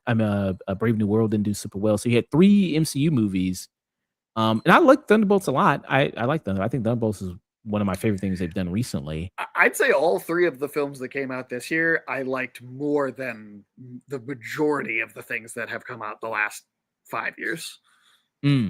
Yeah. So I did. I enjoyed the story. I enjoyed what it was going for. Liked a lot of that. But And the thing is it is like we're the kind of people that go see every single one, right? And so if there's a turnaround, even if it's gradual or it's just starts a little slow at first, we maybe see that and can be like, okay, well maybe this is worth getting excited about again, or maybe they're taking steps towards getting there. But they if you've lost like the casual audience, you're gonna have a bitch of a time getting that back. And a lot of people I know, I mean, like from parents to just a lot of my friends in general, after Endgame came out, they didn't even wait for other things to disappoint them. They were just like, okay, yeah, I'm probably not going to see any more of these because I feel satisfied and done with I'm it now. full. Yeah. Yeah. So this is supposedly, these are what the trailer is going to be. So the first one, Steve Rogers, and the second one we're going to get Thor. Then the third one is going to be Doctor Doom, and then the fourth one is going to be the actual trailer. So the fourth teaser trailer supposedly is to be attached to Fire and Ash and currently unknown. But considering more alleged information from our source, it might actually be a proper trailer. Seemingly will not follow any one character, but instead serve the first proper teaser trailer for Avengers Doomsday. Why don't you just be the other 3 teasers mixed together? Probably. It's like, oh, let's just combine them together. Let's edit them together. 30 seconds from this one, 30 seconds from this one, 30 seconds from that one. I would not put that past them. So that's, I guess, the plan is what they're gonna do. So him, okay, Victor Von Doom, Thor there, and then with Steve Rogers one. So in that one that's been leaked, that's the only one I've seen. I haven't seen that. Have you seen any of the other ones? I don't think any other. No, just the one so far. Yeah. So he's holding a baby. He's got a baby. Don't know. I guess, and I don't know if it's supposed to be present day or the past or So the video that I saw was it was long enough to see him pull up in a car outside, walk up the steps like into a house. It was definitely the house from the end of Endgame. Okay, got you. Because the footage I saw, it was grainy as hell. I couldn't. It was like people in the comments were like, "Oh, 1 pixel, 3 pixels." The one I saw was a little more clear then. Okay, because like for me, it looked like he rode up in a motorcycle. Because it seemed like it might have been a motorcycle, but it was like an old school, like clearly from like the 40s motorcycle. Yeah, and he has like his jacket or something he puts down, and then he picks up the old costume and looks at it for a couple seconds too. That's a shot in there. Yeah. Oh yeah, there's that as well. It's and like, I really miss making $1 billion at the box office. Yeah. And Chris Evans, I like Chris Evans as an actor, but after Endgame, it's like that track record is rough, man. A lot of these movies he's been in, I have not liked there, and it's kind of been like, not so good. And yeah, I mean, I know Robert Downey Jr. He had Doolittle, which that didn't do well, but at least he had Oppenheimer. He was in Oppenheimer, that did really well. I think those two maybe even each other out to just neutral. Yeah, that was really good. Even though he's not like the I mean, he's kind of like one of the main characters in it. He's big. Yeah, he's a big character in it. He's great in the movie. Yeah, I'd say that evens out to basically as if he had not been in anything. Yeah, I think it's good. It's good enough. The law of equivalent exchange, man. You get what you get there. Everything must be balanced. Thanos says. So yeah, I mean, so a lot of the reaction. Where did that bring all these actors and movie executives back to me? Yeah, it's just like, man, it just seems like, okay, y'all really just panicking, huh? They're gonna announce Josh Brolin as Thanos. I swear to God. He's gonna be back. He's gonna be. It's like, oh, let's find a way to bring him back, and fuck it, let's bring Scarlett Johansson back. She didn't really die. Let's bring her back. Well, a minor spoiler for the Secret Wars comic book that Jonathan Hickman did back in 2015, but a big moment in that is you have all these, characters come to confront the God Emperor Doom, and he does, last chance for spoiler warning, he does do like a big kills Thanos to show the audience how powerful he is. And I would not be shocked. I mean, the second of these two movies is called Secret Wars, so I kind of feel like there's a pretty good chance that I feel like there's actually a pretty good chance Josh Brolin does come back, even if it is just to die in like one scene. I do think they're gonna do something, have him in it somewhere. Yeah. I don't know. That is not very exciting. It's like you already had your ending. It's done. You ended in a beautiful way. It works differently in comics with the sort of endless reboots and reinterpretations, just because of the nature of how comic books work. I think you can do that in a way that, like, well, certainly maybe in a full reboot you could do in a film, but as far as like the same continuity with the same actors, that is a like direct continuation that has been struggling since. Yeah, it just seems cheap and lazy. Yeah. This was the people saying this is people's reaction to seeing Steve Rogers come back. There, so people said that We're good, bro. You can go. You don't have to. You can hang around. Still great, but you can go. We're all good here. yeah, that yeah. And people are always saying like, yeah, this looks like no plot, just nostalgia. Let's just cash in. Hey, bring all the old people back again. That's all you really get. You already got the X-Men. You're gonna bring all those old actors back. Plus that we're gonna see Patrick Stewart die on screen for the 15th time. That's gonna be he's gonna die. I mean, it's just like, come on, man. And I don't know exactly. I mean, I haven't really researched any leaks or anything like that, so I don't know what the plot of if that's already out there online already. I don't either. I just know the books that they're pulling from, and I feel like, again, it's like it's a weird place where it's not quite like it's too much for bringing these actors back within this continuity, like we just said, but then also for the sort of scale and scope of what that Secret Wars comic book actually is. I feel like you can't do that without 80 years of continuity to draw on, because there's so much in it that it's like, I just don't think the movie universe has done anywhere close to a fraction of the legwork that you would need to do to actually make a movie out of that story. So, and I guess is this supposed to be like? I mean, I thinking it's pitched as like a big reset button is what a lot of people are guessing of. Like it's gonna, because that comic is so. Yeah. It's gonna you're able to bring in the X-Men and bring in all these other people and blah blah blah, and you're able to kind of some way kind of make sense of this muddled kind of continuity you already have, clear all that out and try to start over again. But will people care about that either? Especially if these don't end up doing very well, will people be interested in a reboot? Yeah. Like, so if this is your teaser and everybody's going like, oh, that's it, and then you bring back him. It's more like a ugh. Yeah, like, I mean, you got to really blow people out of the water with your proper trailer leading up to the movie. I mean, you really gotta, because it doesn't seem like the hype around this movie is good. No. Like it's like, oh no, it's gonna. I think there's a lot of very like diehard fans that are hoping for the best, and I'm even in that camp a little bit. That where I'm like, please, like prove me please prove me wrong, and like do something that I don't expect here, and actually, nail it here. There's a part of me that's wants to see that happen, but I have a very hard time seeing it actually come to fruition. I mean, huge inflated budget, a lot of actors coming out and saying $100 million per movie for Robert Downey Jr. Yeah, and because this is supposed to be a two-parter, right? Yeah, Doomsday and Secret Wars. Yeah, huge inflated budget, a lot of actors saying like, I don't know if I'm even done filming this yet. People say I just acted nothing but green screen. Alan Cummings said he doesn't even know what other actors he's in scenes with. There's that. That's not good. Rebecca Romaine, yeah, she came out and said, "I don't even know if I'm done filming." She came out one time, like, "I don't even know." I was like, "Are you done filming it?" I was like, "I don't know." I mean, Maybe. I don't know. Maybe. I don't know. They haven't called me again, so maybe not. Maybe. That's a not lot good. of really good, not good signs. So yeah, this. I mean, if this fails, I mean, we mentioned it earlier. Like, does Kevin Feige get the boot?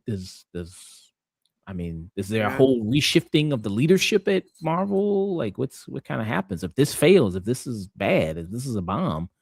I mean, what do you do after that? What do you think? I think there has to be something shifted. I mean, I don't know who the blame falls on exactly. I do think Kevin Feige would get it from like the corporate perspective. But so many of these decisions feel corporate made, and it certainly seems like the corporate executives would be the problem here. And I mean, on top of that, like I also feel bad for not even just Anthony Mackie as Sam Wilson, but kind of a lot of the act, like Simon Liu? yeah. He was one of the other ones I was thinking of, but I feel bad for him. It seemed like he was maybe going to be one of the sort of big kind of leads going forward, and that's just totally off the table. It seems like. Yeah, and I mean, I like his movie. I think his movie needs a. I love the first half. Like, Me love too. the I love first the half. I Yeah. really did not like the rest of it. Yeah, the second half I think is it's your typical Marvel shit, but yeah, but the first half I liked. I was like, oh, this is a cool kind of martial arts movie, and it has a great performance from what that actor name is Tony Yeah. him Not, yeah, who's really great in it. He's really amazing and he's a good villain in it. and then they make him. They make some choices with him in that later portion though, where it's just like, this is what we're gonna have this actor do. Yeah. So that was kind of iffy, but yeah, it was like the ending is bad there with it. But yeah, I like that. I think he needs a sequel there. It's like, okay, you gotta, give it to the new guard of people. That's what you were trying to do with the past phases, right? Give it to these new guard of people. I think they full freaked out, went into panic mode the moment Chadwick Boseman died. I think he was supposed to be he was going to be the new Robert Downey Jr. Who? Chadwick Boseman. Oh, Chadwick Boseman. Oh, yeah. I think he was going to be the next Robert Downey Jr. character. That was like the lead of the universe. And I think him dying, I think they had no idea what to do after that. Yeah. We talked about that before because we said, like, okay, now that Robert Downey Jr. is gone, Chris Evans is gone, Chris Hemsworth, it seems like, okay, they've relegated him to maybe a little bit smaller capacity there. Like, who's going to step up? Who's going to be the new face of your franchise? And it seems like Tom Holland, I don't know, it seems like he doesn't maybe want it, even though Spider-Man is like their biggest character. I think he would have been a great, like, second or third biggest figure, but I definitely don't think he was ever meant to be the lead, Yeah. And, I guess they were also surprised at maybe the cultural significance and success that Black Panther had. I don't think they were expecting that. Probably not to the degree that it happened. I mean, that movie, it's like, it's going to be almost hard to explain to kids that weren't alive yet when that movie came out how big a deal it was. Like, I really do think it's going to be hard to impress upon them just how significant that felt. Yeah. Yeah. And like I said, I do agree. I think Chadwick Boseman, he was going to be that new guy because his movie did it's a $1 billion movie. A solo movie made $1 billion. How many people can say that their solo movie made $1 billion? Not that many. And his role in Infinity War and Endgame was relatively small. And I think he was already sick and I'm sure they didn't want to, push him harder than they had to. So maybe a small role because of that. But also I feel like he might have had a smaller role because they had these huge plans for him. Yeah. They're going to do, we'll keep him relegated to a small role in these two movies because he's going to kind of run with the whole thing after this. Yeah. So I think that threw everything off. Then what happened with Jonathan Majors, that threw everything off. Yep. That definitely. I mean, and to be honest, it's not like even at the point that he was introduced, there'd been some rocky releases already. So there was not there was a lack of cohesion even with him. But then that totally threw their whole plan out the window a second time. Yeah. So, but when the trailer officially comes out, we'll react to it. We'll react to the. I mean, even though there's nothing really to react. I mean, we basically just told you. I mean, it's him on a bike. He gets into the house. He holds the baby. I mean, ain't really nothing fucking reacted. I mean, even if it did, he nostalgically looks at his costume briefly. Yeah, he pulls out his costume. Ain't really shit. We're not gonna do that. Fuck it. We already. They're hoping that that's how everyone's looking at their like DVDs and Blu-rays at home still. Yeah. So holding it up. Yeah. Still all the memories. Man. So yeah, that was our trailer talk there for the movies there. All right. Got a lot of stuff to talk about with the Game Awards. We'll do the winners losers. We'll do that, and then we'll run into the actual big announcements there for it. All right. So the Game Awards 2025, man. You watched it. You watching the live stream. I ducked in for a little bit. Couldn't stay for the whole thing. I had to go see a movie there.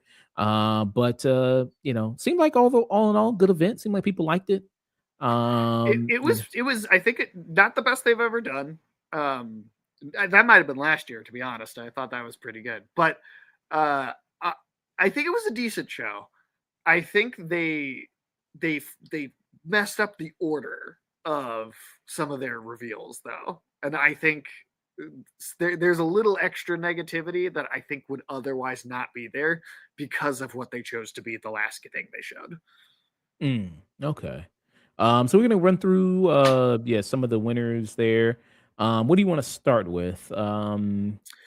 Well, best fighting game here. You want to? Yeah, we can start on the low. I mean, the thing is there's going to be one name that comes up particularly often, and then a lot of these are all under one thing. So, pretty much there. No disrespect to the best esports player or athlete there, but shout out to you. Congrats to you. Won. Hey, your favorite character from Dispatch, he won that night. Sonar. Yeah, he won. So good on him. I saw a clip of him actually, and watching it live himself, and he said, "Please God, anyone but me." Oh wow. So yeah, I feel it though. I don't want that much attention either. Yeah. Most anticipated game. So of course, Grand Theft Auto. That one, Grand Theft Auto 6. I was going to win. Your most hated award. Yeah. How is that an award? You're not accomplishing anything. You're not out yet. It's just what people are hoping will be good.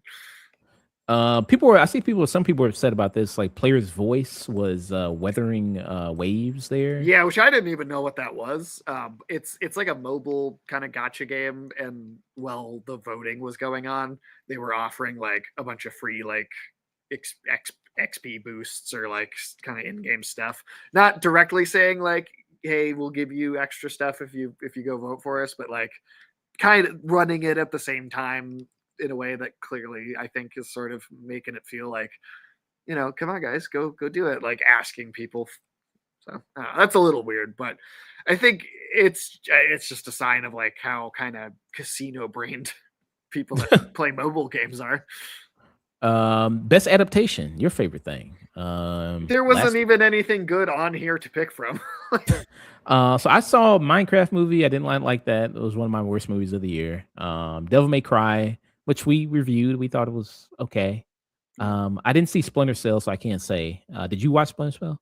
I did not see that one, so I can't say for sure if that was any good or not. I didn't see Last of Us season 2. I did see season 1, but I didn't see season 2. I heard season 2 was a drop down from season 1. I saw some of it. I just not like all of it, but I watched a little, and it seemed like a disaster to me. Really terrible. And there's also Until Dawn. I know that's bad. Yeah, I didn't like that either. So that was pretty bad. Of the things here, maybe Devil May Cry, maybe by default would have been what I'd say. But like you said, we just said it was okay. We didn't really care for it. Yeah, if Sonic was in it, I guess I'd be more excited. I guess I like Sonic. Sonic was cool. I guess. There was that. Was that out this year? It came out. People saying it should because it came out in December, like towards the tail end of last year. Indiana Jones and the Great Circle came out in December, and that got nominated for stuff here. So Yeah. So maybe they need to hit somebody up. Go like, what the fuck, Game Awards? Jeff Keighley, what the fuck, man? Too busy trying to fuck Miss Piggy, man. You ain't put in Sonic, man.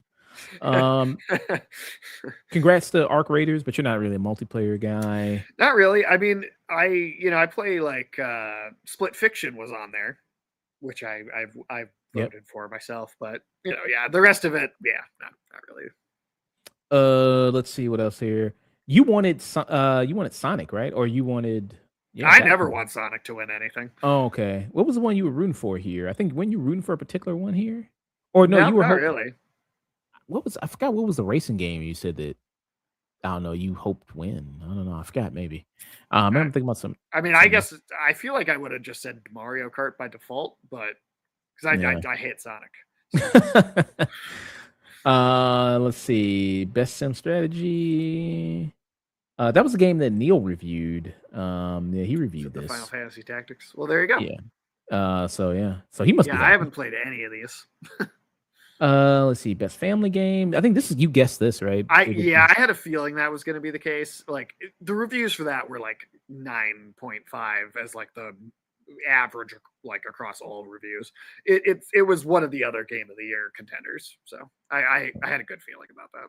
Best fighting game. So we tried to see like if it would actually be a new fighting game or to be an old fighting game that got repackaged as a collection edition.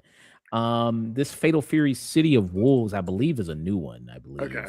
So at least That's a good, new at game. least. Yeah, at least a new game one. It wasn't like a collection or The rest of them were just there to fill out the number. Yeah, but next year you got a lot of good fighting games coming. You got Avatar fighting game coming out. You got Virtual Fighter, the new version of that coming out. So a lot of fighting games are going to come out more next year. So you got that. Best RPG here. This is a big winner, Clay Obscure Expedition. So that was big award there for it. There we go. Best action adventure game, Silksong. Silksong won. I think you also did you guess this as well? I had a feeling that was going to win something. I the first one was like I feel like one of the biggest indie darling games of all time. So I was going to be real surprised if this didn't win at least one. And I But think it's this might have been the only one it got, but it did. They did get this. Got a lot of stiff competition. You got Death Stranding 2, you got Ghost of Yote, you got Indiana Jones and the Great Circle, Split Fiction. A lot of great games in this category. Yeah. There. The thing is there were a lot of good games this year that I would have been okay with any of them winning a number of these. Like I would have been totally happy. This was also a very stiff category too. Best action game. Battlefield 6, Doom Dark Ages, Ninja Gaiden 4, and Shinobi Art of Vengeance. Hades 2 ended up taking it. I think you also guessed this one. Yeah. Hades 2. Yeah, I thought it made the most sense. Doom, as much as I love it, I think this last one was just too easy. So I don't think it deserved it over what. If anything, I was guessing between Hades 2 and maybe Ninja Gaiden 4. You don't care about this. This is best VR AR, but shout out to the winner. I mean, good on them. The Midnight Walk. I think you can play that without VR. I think there's a version of it you don't have to have VR to play. Oh, okay. Okay, cool. I think this looks familiar. I think we reacted to a trailer. of this. Yeah, it's on my wish list to eventually check out. Okay. Their best mobile game. That's when we talked about everybody. There, people usually don't like the mobile game. So this, I don't know what this is. Girls or horses, maybe. I don't. That's pretty derby. Pretty derby. Horse Okay. women. Okay. Racing horse chicks. Yeah. I don't know. But congrats to them. Best debut indie game again, Claire Obscure Expedition. There. Had a lot of ones there. Good. I just played Dispatch. Love Dispatch. So that was also in here. Blueprints. I've seen a lot of people play this. I've seen some It's people kind play- of if Claire Expedition 33 is like sort of this generation's Final Fantasy 7, Blueprints feels like this generation's Myst almost. Okay. Very nice. So that's already 2 awards for Claire Obscure there. And then it wins again for best independent game. So that's 3 right there, racking up. With that, I want to play Absalom. That looks cool. I like that. It's got a great art style. Yeah, the art style looks good. But you also had Hades 2. You also had Silksong, Blueprints, Ball, and Pit there. So you all had that. Best community support, Baldur's Gate 3.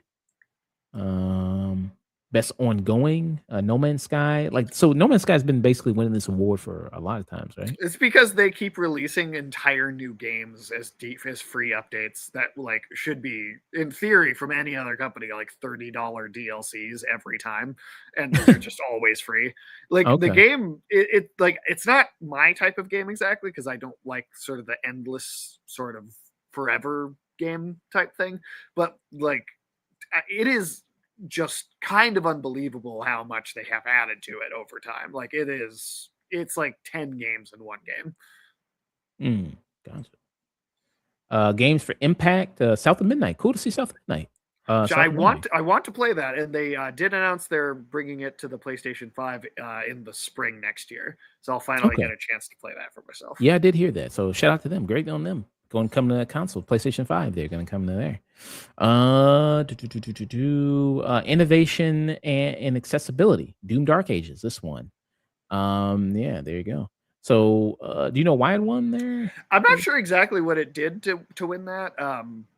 Accessibility options, just making it, stuff like making it visible for different sort of colorblind stuff, or having like button combinations or like map layouts that are just easier to like navigate. I'm not sure what specifically it did to earn that, but something along that line of thinking. Okay. Let's see. Best performance, Jennifer English. I mean, it was kind of hard not for a Clay Obscure Expedition Right. person to win. When I mean, three it of them are in there. they were 3 of the people, out of 1, 2, 3, 4, 5 there. So basically over half the people they were Clay Expedition. 33 people there. I'm surprised it wasn't just like Andy Serkis thrown in there and have it be all of them or something. Yeah. But you're happy with this. Oh, 6. I'm sorry, I forgot about Troy Baker. There you go. And Yeah. he was great. He was very good in that. Like, props to all of the people here. I've played everything but Ghost of Yote that these performances are from, and I think they're all fantastic. But I would personally have given it to Jennifer English for sure. Yeah. Like that was my pick. Oh, it's kind of a good split here. You got 3 women, you got 3 guys. Kind of a good split here. Yeah, nice and even. Although Charlie Cox, I know, is when he saw that he was nominated, he was like, they should give that award to like the motion capture artist that like did the body before I ever came into the studio. Humble guy, good old Daredevil. Humble guy, man. I know he said he was going to try and play this game because he hasn't played a game since like the N64, but he was going to get a system just to play this because of how big it turned out to be. I'd love to see him. You see that with actors playing the games they're in. I think this actress, or maybe the voice of in Japanese, that voice actress for her played the game. You saw her streaming it on Twitch. She did. That was funny. Big scaredy cat. Yeah. It's funny watching the actress in Silent Hill 2, the one who plays Maria, play also her game. She has now gone on to do the first game and the third game, like the original ones, is like going through all of them. Yeah, so good shout out to them there. So I'd love to see that. Let's see an update with Charlie Cox playing Clay Obscure. Best audio design. You got that. I was kind of surprised, but I guess they want to just give it a that feels like a throw in a bone to him. I don't know. That's just me, but like I feel like, I mean, Clay Obscure also got a different music based one, but I would have given this, honestly, I think, to Silent Hill. I think horror is so based in its sound that like I feel like a horror soundscape almost has to work harder by default than any other genre, and that game's soundscape is amazing. So okay, best score in music, Clay Obscure Expedition. Got that. Very deserved. There. What would you do as a runner-up? Death Stranding? Probably Death Stranding, but Death Stranding is also a lot of like licensed music as a soundtrack too. And I mean, there's originally composed music as well, but it's like a mix of both. There's like a ton of original stuff, and there's a ton of like, here's a soundtrack as well. So the stuff that's original is amazing too. But I haven't gotten to play Hades or Ghost of Yote, so the first of both of those have really incredible music. So I feel like that would be a tough competition if I had to pick someone else. Best art direction, Clay Obscure Expedition. Again, I think very well deserved. Let's see. Best narrative, Clear Obscure Expedition. 33. Yeah, I mean, that's what I would go for. This is a lot of my own opinion just manifesting here. Best game direction, Clear Obscure Expedition. 33. And pretty much you're seeing also a lot of the same games also nominated: Death Stranding, Ghost of Yeah. Yote, Silent Hill, Hades 2. See a lot of that. Game of the year, the big one, the big category. Also, Clear Obscure Expedition 33. And again, very deserved. And this is the most nominations and wins a game has ever gotten. And And it's it is led the to most some awarded game of all time. backlash. People going like, man, fuck this game. This game ain't that good, man. What's funny is I've seen that, and then I've seen a bunch of those people be like, well, fine, I guess I'll try it if everybody won't shut up about it. And no, I actually really like it. I've seen so that people exact thing happen several times. Okay, so maybe I got to be the exception. I got to try it and then hate it. So I'm gonna buy it and then purposely hate on it, man. That's what I got to do. I think you'll have a hard time. But yeah, that was the big winner of the night. Of course, a lot of people predicted it. I mean, huge hype coming around that game. And to think, like, it had no hype going into the release. This was like hype that it all generated after it came out. I'm trying to think of like a good movie comparison for that. Would it be like Everything Everywhere All at Once, kind of maybe?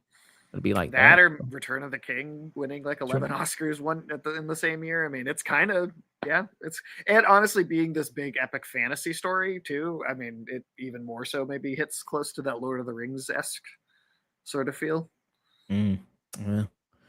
So shout out to that team. I mean, small budget, did this, swept at the Game Awards there. First game they've ever done. Like first game they've ever done. When he got up and was giving his acceptance speech, he thanked YouTube tutorials because he's like, we didn't know how to make a game before that, and that's the only reason we were able to do this. Wow. Speaking of speeches, who do you think had the best speech of the night? I don't know if I thought there was anything like that stood out as being like.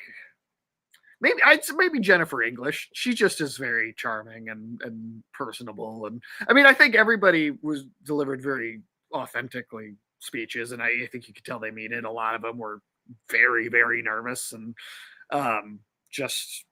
they clearly are just regular people that just have this passion and vision for it. And so I think all the speeches were good. I don't know if nobody was like a Matthew McConaughey at SAG talking about Mars and stuff. Nobody had anything quite on that level, but yeah. There we go. Jennifer English! Yeah, Ben Starr was more happy than you. Oh man. And he was the one every time the camera cut to him, people were saying he looked like Mac as the Nightman. And it's always funny. Yeah. We'll get to her speech here a little bit.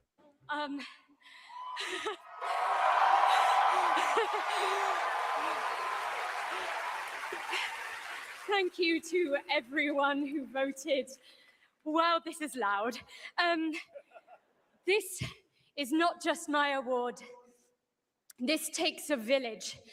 And oh my God, I love my passionate, beautiful souled, artistic, clever, I almost thought she said autistic. I was like, village. Could have thrown that in too. Every single one of you.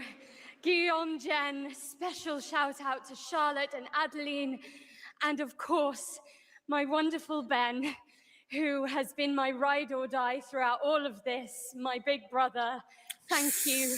Thank you to my beautiful girlfriend. And I just want to say to every neurodivergent person watching this in this room, because I know there's probably quite a lot of you. Hey man, talking to you, man. And, hey man. A little bit. Yeah, wow, directly to you. Feel like life is stuck on hard mode. This one is for you, and thank you so much to the games community and industry for giving us, so many of us, a home. For those who come after, thank you. That was a good speech. Yeah, I like that. Yeah, I think hers was the best. I think for sure. And people are talking about the reaction that, speaking more about Clear Obscure Expedition, that Hideo Kojima had when it won Game of the Year. Let me see if they give his reaction here for. I want to see if this video does. But I mean, it seems like, I mean, I don't know. You think people are making I think they're making just memeing. Yeah. I think they're memeing. I think they're making a little much of it. I think he laughs And I think he goes, of course. I don't think he was like angry. I think he was just like, you saw that coming. That's all I got from it. Yeah, and Death Stranding didn't win anything, did it? I don't think so, but the first one did. I mean, and many of his other games have been pretty, awarded games. So maybe maybe he goes in expecting it a little bit. I don't know, but Yeah. I don't know. It didn't seem like he was upset. Not like some of the guys at the studio for Kingdom Come Deliverance 2 were tweeting after, like, we were robbed, and complaining about how they didn't win anything. And so I was like, that's a shitty attitude. I don't think. I mean, if Kojima's actually upset, he's not gonna tell anyone that, and he's gonna take it home, and he's gonna have that feeling with himself. He's not gonna like make a public fuss about it, even if he is annoyed. Yeah. I just don't see that happening. Well, maybe he was really mad because people were saying, like, he didn't post a photo with Jeff Keighley after it was done. So maybe he was like, man, this is the reason I'm fucking coming to these shows. I think that's because of Miss Piggy. Oh, that's his girl, or he's jealous. I think he might be a little jealous, But let me see if I can find that clip there, The because detention is usually reserved for him, But yeah, man. So you had that kind of going on, but it seemed like, pretty solid night there, I think, for the showing and everything like that. Yeah. For what I saw, good announcements. Like we said, even if it was kind of predictable, it was kind of like, okay, it's still cool to see it. And we're gonna get into the trailers here in a moment here. I think they messed up by making the last thing what it was. I think that's the thing that it carries away, and why there's a decent number of people that were like kind of very like talking about being like very disappointed. I really think it's because of what the last one was. This is the Kojima reaction here. 33. He's like, oh yeah. Seems like he's more like, oh, of course, yeah, great game. I mean, it's winning everything already. I mean, imagine you sitting there like Claire's Edition 33, Claire's Scarab's Edition 33. It's like, damn. Yeah, he didn't even do like a full on eye roll. He just laughed a little bit. Like, I think people are making a big deal out of that, way more than it actually is. So you got that. So that's what you got. Awesome stuff there. So let's get into some of these trailers. Some good trailers got announced there. There. Which did you start with? Which one did you want to start with in particular? Or you just said It could be any order, really. I mean, it's a lot of good stuff.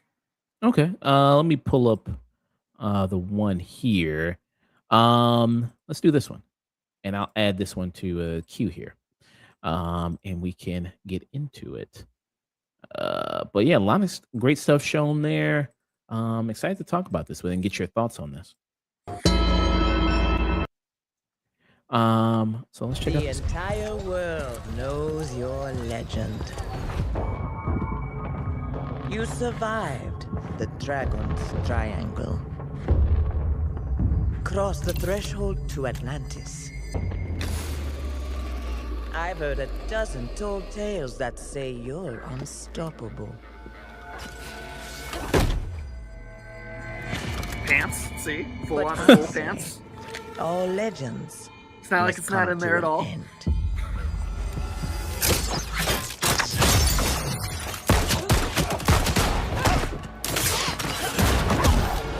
Batman, huh? You got the grappling. Where you're wrong. I'm just getting started.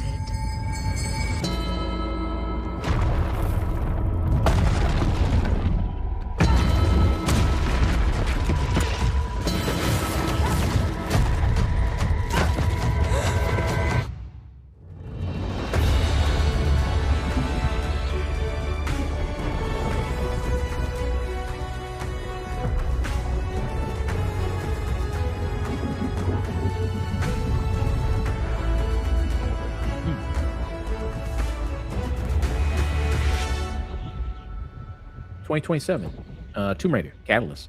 So it seems like it's kind of returning more to classic kind of Tomb Raider that we've seen before there. Well, and the thing too is at the end of the third game in the sort of reboot trilogy, that game ends with her in her iconic kind of costume with the dual Berettas, and like the seem movie? to be, well, I'd think of the games first, but they're not. You know what? The first one, considering how bad video game movies can be, not terrible. but the second one is pretty bad.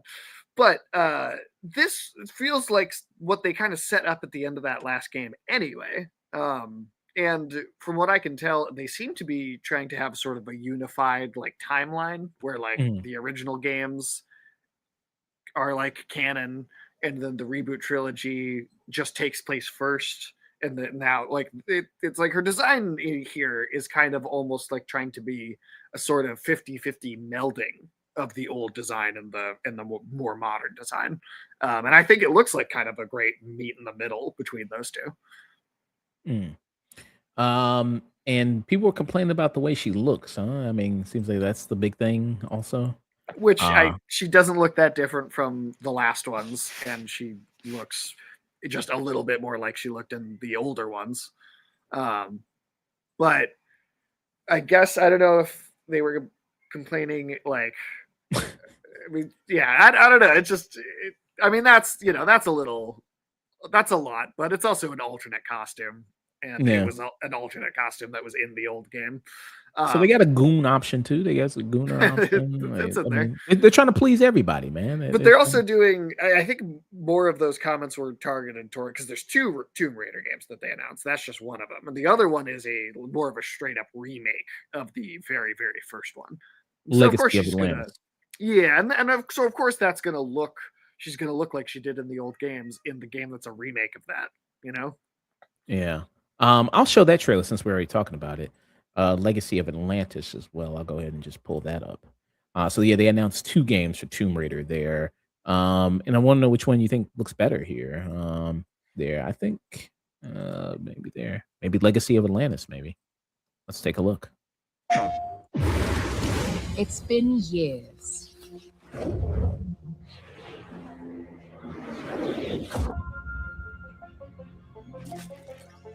So Amazon has James Bond and they got Tomb Raider. It does. Okay. Somehow that happened. Lost worlds. Frozen in time. New discoveries. Waiting I like that behind every grappling door. hook that she had. Yeah. Across every chasm.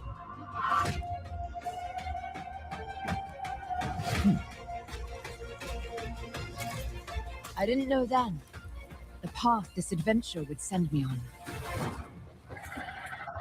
And I love the commitment to the feathers on the dinosaurs here.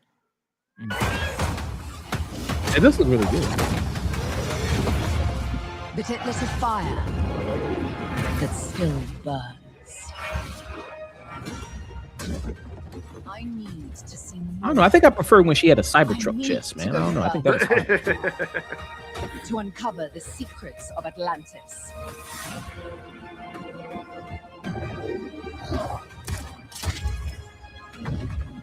Yeah, I don't understand. She looks fine. I don't know. She looks good. She's too hot. She's not hot enough. See, it's coming at this game from both directions too. It's not good enough porridge. It's too hot. It's too cold. You need to find that good porridge. Man.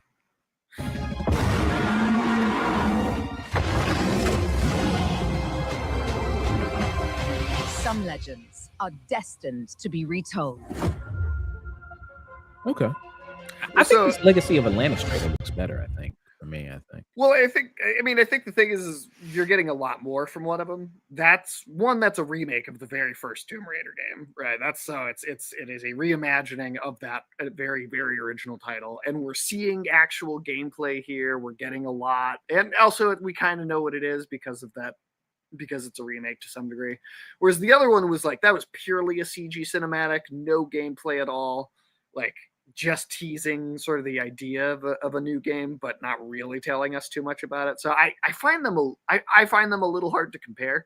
I'm more excited for Legacy of Atlantis just off the bat. One, because it's coming out sooner. You get, that's just going to be 2026. But also because I know I like that original game, and if they just reimagine it in a way that looks nice, then I know I'm going to like it, like for a fact already. Okay. Yeah. So 2026 is for Legacy of Atlantis. 2027 is for Catalyst. What that one's. Have you ever played the original Tomb Raider for yourself? I have not. Dude, there is some like Hellraiser stuff in that game, and I cannot wait to see what that looks like in this remake. I know they came out with not a remaster, but kind of like a collection of the Tomb Raider Yeah, games. and that did remaster the games to some. They did they definitely were improved from their original versions, but they still have, they still do look like PlayStation 1 games. Yeah, so it was from 1 to 3. They actually did 2. Actually, they did one set that was 1 to 3, and then they did another one that had like Underworld, and I forget the names, the subtitles of all of them, but like was like 4, 5, and 6 from the PS2 era. This was peak when women were women again, man. This was peak. Man. You can't get better than this. So yeah, this was 1-3 remastered. Okay, so it's kind of like that, a little bit like that. Okay. Yeah, definitely an upgrade. Definitely looks nicer, but yeah, definitely not the same as the remake they're doing here. Okay, so that was Tomb Raider. All right, let's pull up another game here, and get with that one here.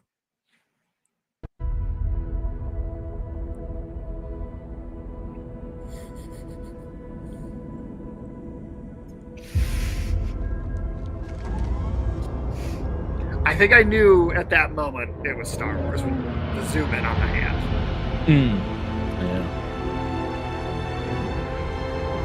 So he didn't know from the kind of control here a little bit, kind of like no, that shot right there. That's what I knew. That's when you creamed. That's when you exploded right there.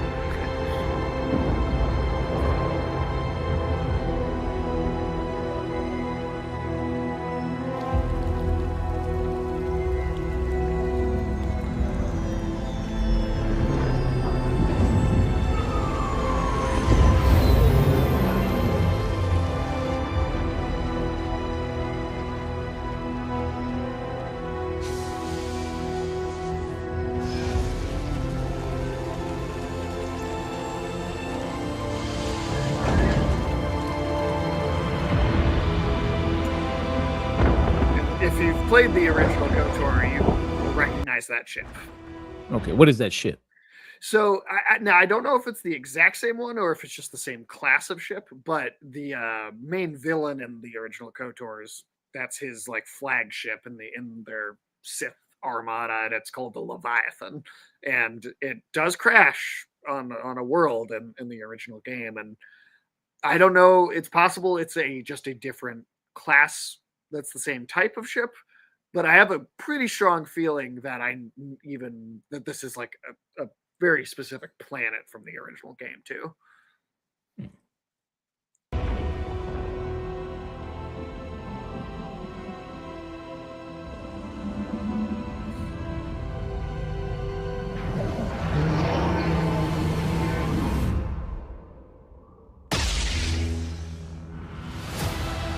Star Wars: Fate of the Old Republic. This was also heavily rumored that this would be showing here. And people were really expecting to see the remake of the original KOTOR, not a whole new, which I guess now we have to call it FOTOR, I guess. But almost as big as the game title itself being announced is the director. Casey Hudson was the creator of KOTOR way back in the day. He directed that game. He's also headlined the Mass Effect franchise, and which was kind of born in the creative process of KOTOR. So him directing this that's a huge deal. Obviously this was probably had the biggest pop of the night. Probably this should have been the last thing. This should have been what they showed at the very end. Yeah, because the pop for this was huge with this there.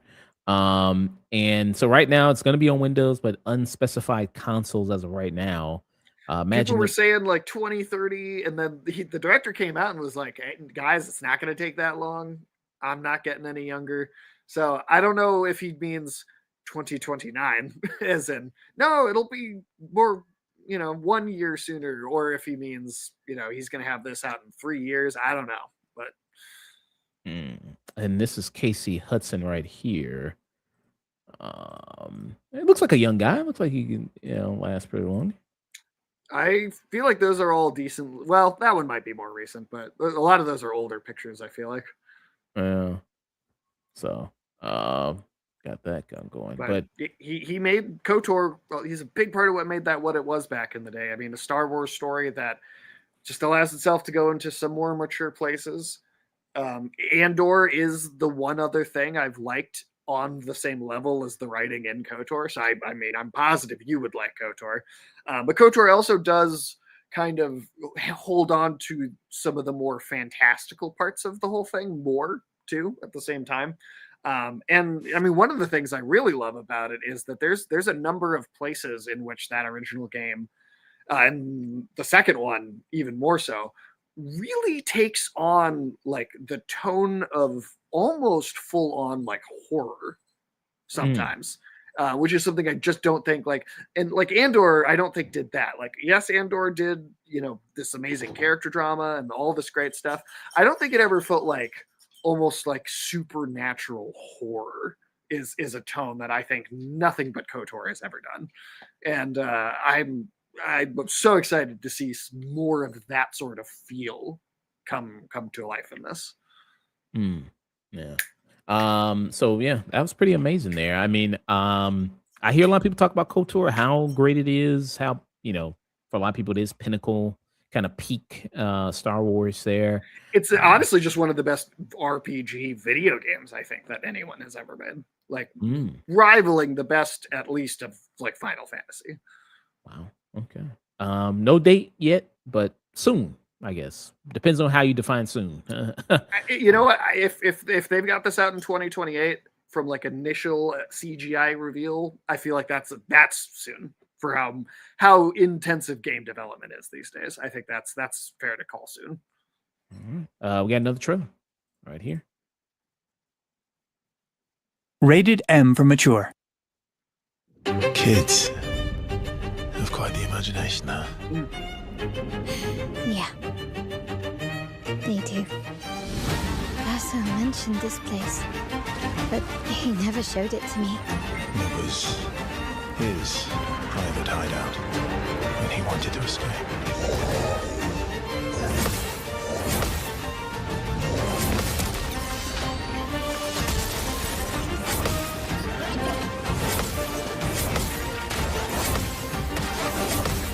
Nice try.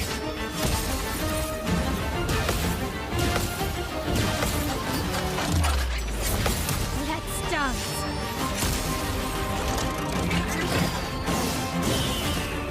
Love the visual. So this is the Clear Obscure Expedition, right? This is this is a free update they released. Literally, as they were winning Game of the Year, they were like, "Hey, it's out right now. You can go play it."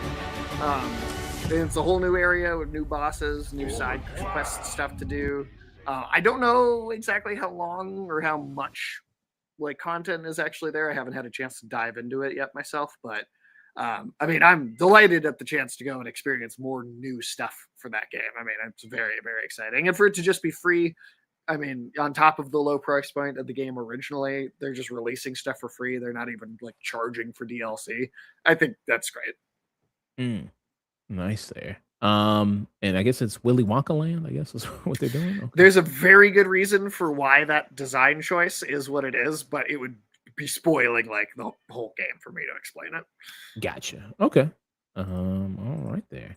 So I was just free thank you update trailer. So just like that. All right, we got another trailer here.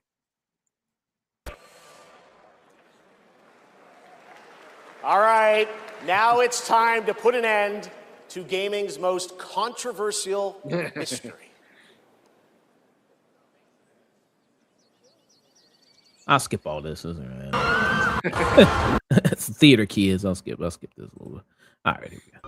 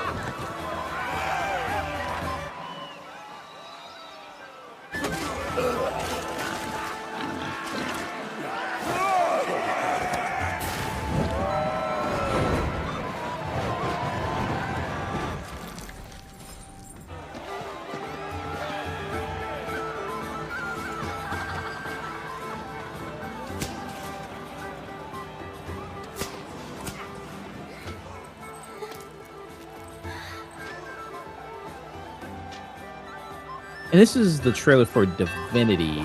Yes. What do you know about Divinity? I'm not familiar. I don't know it super well. I know some basic stuff from Ulysses talking to me about it. You know, very, very intense dark fantasy world. This is Larian, right? Who, you know, they went for Baldur's Gate 3. And this is kind of like their actual owned IP. Because after Baldur's Gate 3 came out, they did not want to work with Wizards of the Coast anymore, that actually owned Baldur's Gate and D&D and all that stuff. And they clearly wanted to go back to their own thing that they own.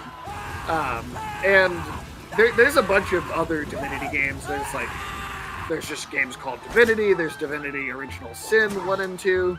And they were even kind of cheeky because people were like, oh, is it Divinity Original Sin 3? And they got online and they were like, it's definitely not Divinity Original Sin 3, guys. And it's like, okay, well, it's a Divinity game. It just doesn't have a subtitle. But I think my speculation for this is that it's going to be sort of a part of the reason it has no subtitle is that they know that not a lot of people necessarily have gone and played all of those old Divinity games, and that they're going to try and make this sort of a new jumping on point for a fresh audience. That's pretty fun. This whole blood just bursting on them. And, okay. Yeah, it's like a bad pimple, man. Yeah.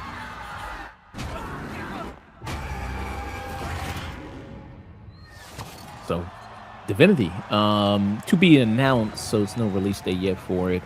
And there's no gameplay that they showed at all. It is no a gameplay. cinematic reveal purely. Yeah, and they're calling it. They say like the CEO here said it's our most ambitious RPG yet. And that actually, you know, you could hear that and go like, oh, that's just what games say is the, you know, they're beginning.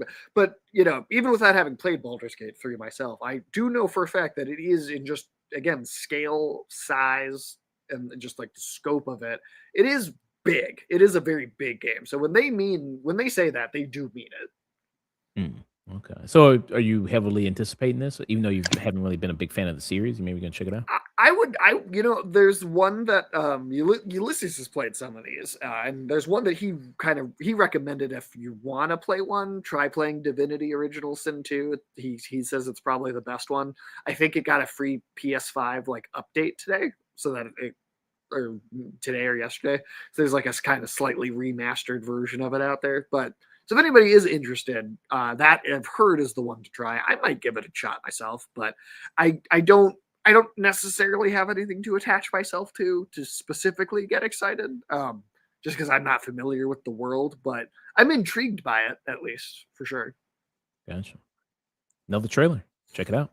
Got a few more left, and that'll be it.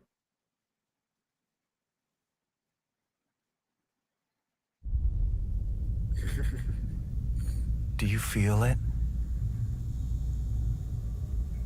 Something is And this coming. is Control Resonant. Yep. And then I don't know, besides Star Wars Fate of the Old Republic, do you think this had the second biggest pop of the night? This was my biggest for sure. I mean, KOTOR or FOTOR, really cool, really great. The name attached to it's really great, really amazing, but it's also a long ways off. I mean, 3 years, maybe that's sooner than we think, but it's still going to be a little while. This showed cinematic, and it showed a bunch of gameplay. It basically delivered a whole core concept, and it's out next year. Like this is to me the most satisfying reveal of the whole night by far, because it feels so tangible, and like there's so much here to be like, oh, I can see what this actually is going to be like. This was one of the most complete trailers. Yes, easily. And the big thing about this, you hear the voice of Dylan, who is the brother of Jesse, who was in the first Control game. Yep. And there's a ton of small little references and stuff I've already noticed in these trailers, but eventually worms its way out. So let me see. I was listening to some videos kind of breaking it down a little bit. I don't know if you want to go through that already in the trailer while we're watching it here. I mean, I could definitely get into some of it. I mean, clearly, right? everything's broken out of the oldest house, right? The lockdown that lasted for 6 years from the first game past Alan Wake 2, even into the Firebreak game that came out earlier this year. Everything is out, and the island of Manhattan has been MC Escher to hell, and has been warped, and is all these paranatural things infecting it. And it very much, and this is kind of what I was predicting for the game for a while, but it feels very similar to the kind of jump from Batman Arkham Asylum to Batman Arkham City. Bigger world, expanded, yeah. But still a small open world, not too big, still compact enough that it's not overwhelming or ridiculous in how long it takes you to explore it. And then he's got his own weapon, like Jesse. Like Jesse had the gun that kind of morphed in shape. It seemed like he also has the service weapon, and then this is being referred to as the Aberrant. Okay. And so the first game was a third-person shooter. This is being described as an action role-playing game. Yeah, I think we're going to be getting something closer to a Devil May Cry. And you do see that in some awesome. Some of the scenes here. Yeah, like that scene, very Devil May Cry right there. Like this string combo in the air there. Like that. Oh, yeah. And I love that choice because Remedy does not just do the easy thing and continue to do what they're good at every single time. Alan Wake 1 is like a psychological action thriller. Alan Wake 2 is a full-blown survival horror game. Alan Wake 1 and 2 are different genres. And I think it's really cool that Control 1 and 2 are, to some degree, different genres as well. So you mentioned, you'll probably play, they do like to do that, Remedy games like to do dual players when they do a sequel there. You get to play as two people. So in this one, it seems like mainly you're probably going to be focusing on Dylan and playing as him. That's what he's shown in the trailer. So far, that's all we're seeing. Now, I don't know if we'll play as Jesse or not anymore. I'm actually a little unsure if it might not be a full Dylan game. But at the same time, we know there'll probably be 2 expansions because they usually have that. I think we'll play as her somewhere. And I wonder if maybe when we do, part of the idea is she doesn't have her own upgrade tree because she has been leveled up to her max power in the first game already. So maybe we get a chance to play as her during some certain key sequences, but she's at this max power level already, and you just go, and maybe it's sort of a almost like the easy mode sequence where you really just get to mess around and have fun with her because she is so overwhelmingly powerful already. So it says here, you get an action role-playing game. In the game, the player assumes control of Dylan Faden, who must look for his missing sister Jessie, the protagonist of the first game, while also stopping otherworldly forces from consuming the world after they escape containment from the Federal Bureau of Control into downtown Manhattan. The game emphasizes on melee combat there, and this weapon that can shapeshift in all these different forms, which is also very cool there, which is also and then Remedy described Resonant as an open-ended game with the player being able to explore the city and complete optional quests and objectives. Pretty nice there. This was the thing I was most excited about there at the show. So this looks really awesome. And it's coming. I thought it was coming sooner than I thought. 2026. I thought it was maybe 2027. Yeah, I thought it was going to be a couple years off too, because based on how they've talked about their production cycles, it seemed like the Max Payne remake was the one that we would see next and would probably come out next year. But now I'm thinking that maybe is going to be pushed out to 2027 if this is taken up next year's slot. Yeah. Another one that was really huge there was Resident Evil. Your boy is back, man. Resident Evil. Yeah, he is. The boy is back. And he's not letting that haircut go. Hey, it's the same guy with the same profile picture for 30 years, man. Hey, if it's broke, don't fix it.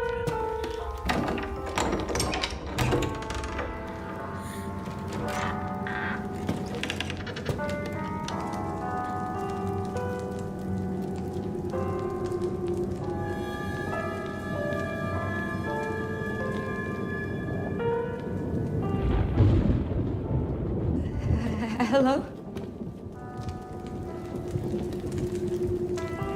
It hasn't been easy. But after much effort, Here we finally are. Hell yeah, Neil. Me too. I know now that you're the one that I've been searching for. The special one. The chosen one. Miss Ashcroft.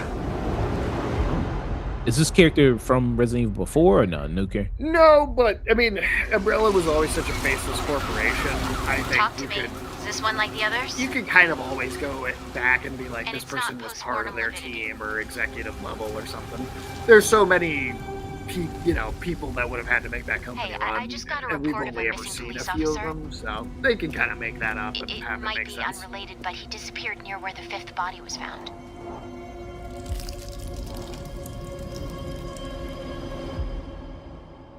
Through you, Elpis can finally be set I have free. no idea what that means. The team has settled on a person of interest. Someone with ties to Umbrella. Victor Gideon. Oh, Victor Gideon.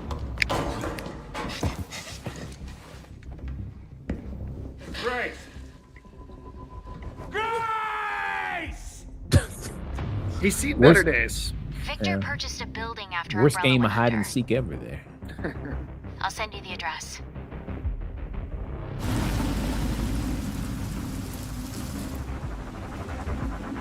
You think it's going to take place in this manor or this mansion? Or, Oh no, dude. I mean, Dr. Gideon remember has that been very first expecting you. reveal trailer was showing the bombed out ruins of Raccoon City. Hmm. That's definitely going to be a big part of the game. You there, and Leon? there he is, Leon, man. He's in his 50s in this game. Was he in I his think 50s? so.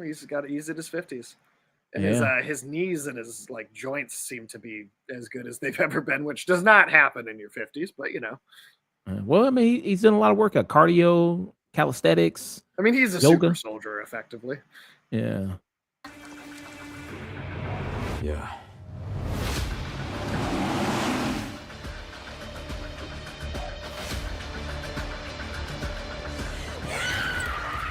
Hey, over here. FBI. What are you doing here?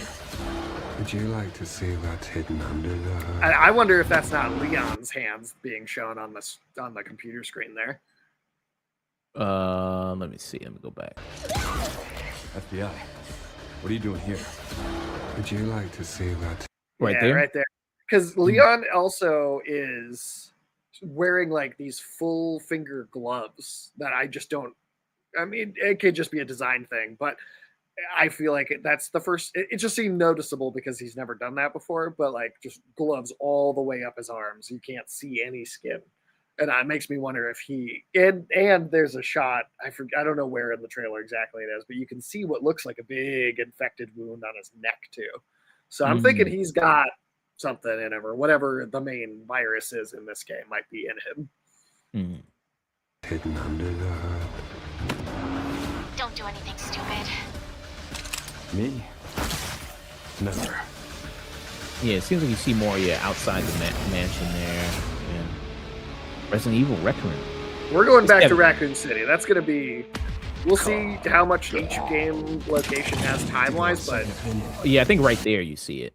So Yep. right here, you see kind of more of the infection there. Yeah, Yep, kind of yep. right around. and you notice that he's wearing those he can't see his hands at all, right? He's just got those full gloves on. Yeah, covering the receding hairline. Still got that. Right. You want a second opinion? Damn, still got it, man. Still got the kicks, man. Yep. That's also, I definitely have never been able to pick up and use a chainsaw on an enemy before. That's pretty awesome. And it's coming soon, man. February 27th. That's be here before you know it. I know Resident you Evil doesn't delay their games. They tend to be they don't announce their thing until they know they have it ready. So how do you feel about this? Does this make you more excited? I mean, closing the chapter of Leon, you think that's what you pretty much said it was going to be? right? Yeah, I mean, even if he doesn't die, I still think they'll retire him as a character at the end of it. I feel like this is going to be a swan song in some way or another. I'm very excited. I think this looks great. I mean, I think the Leon games have traditionally been my favorite Resident Evil games to begin with. And I think they've also just been on a good streak. And I really like that they're committing to like one part of the game is more intense horror, and then a different part of the game is more intense action. And so you kind of get the best of both flavors of what Resident Evil can be in one game, but keep a consistent tone. Nice. So yeah, that's probably the trailer we saw. That's the one that's coming out the soonest is February 27th. So Yeah. that's on the horizon pretty soon there. So I can get the thoughts on that. Yeah, so a lot of big announcements, Game Awards, trailers, everything like that. And did you see were there any other ones that you had? Well, actually, I got to go see a movie. I'm probably gonna be Okay, late for the gotcha. screening there.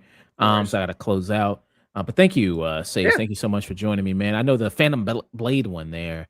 Yeah, that one got a release date. That's cool. And then the one I was going to ask about it because the one that was not good that ended the show that was like, ugh. But another time. Yeah. So I'll be heading out of here. I'll be rating the chill spot he's on right now. Yeah. Thank you, Neil. Thanks for showing up, man. Much appreciated. There's a thing there. Let me send you over to him, and I'll be back Friday, hopefully there. And hopefully have Sage back, and we'll dig into some more trailers there. You'll give your thoughts on Attack on Titan there, the DLC. Sorry I wasn't able to do it tonight. No, you're fine. The more time I don't have to think about it, the better. So I'll send you over to him. And then also I'll do Jujutsu Kaisen Monday as well. I'll do that Monday there as well. And do that. But thank you so much. Take care. Out of here. Have a good one. Have a good one.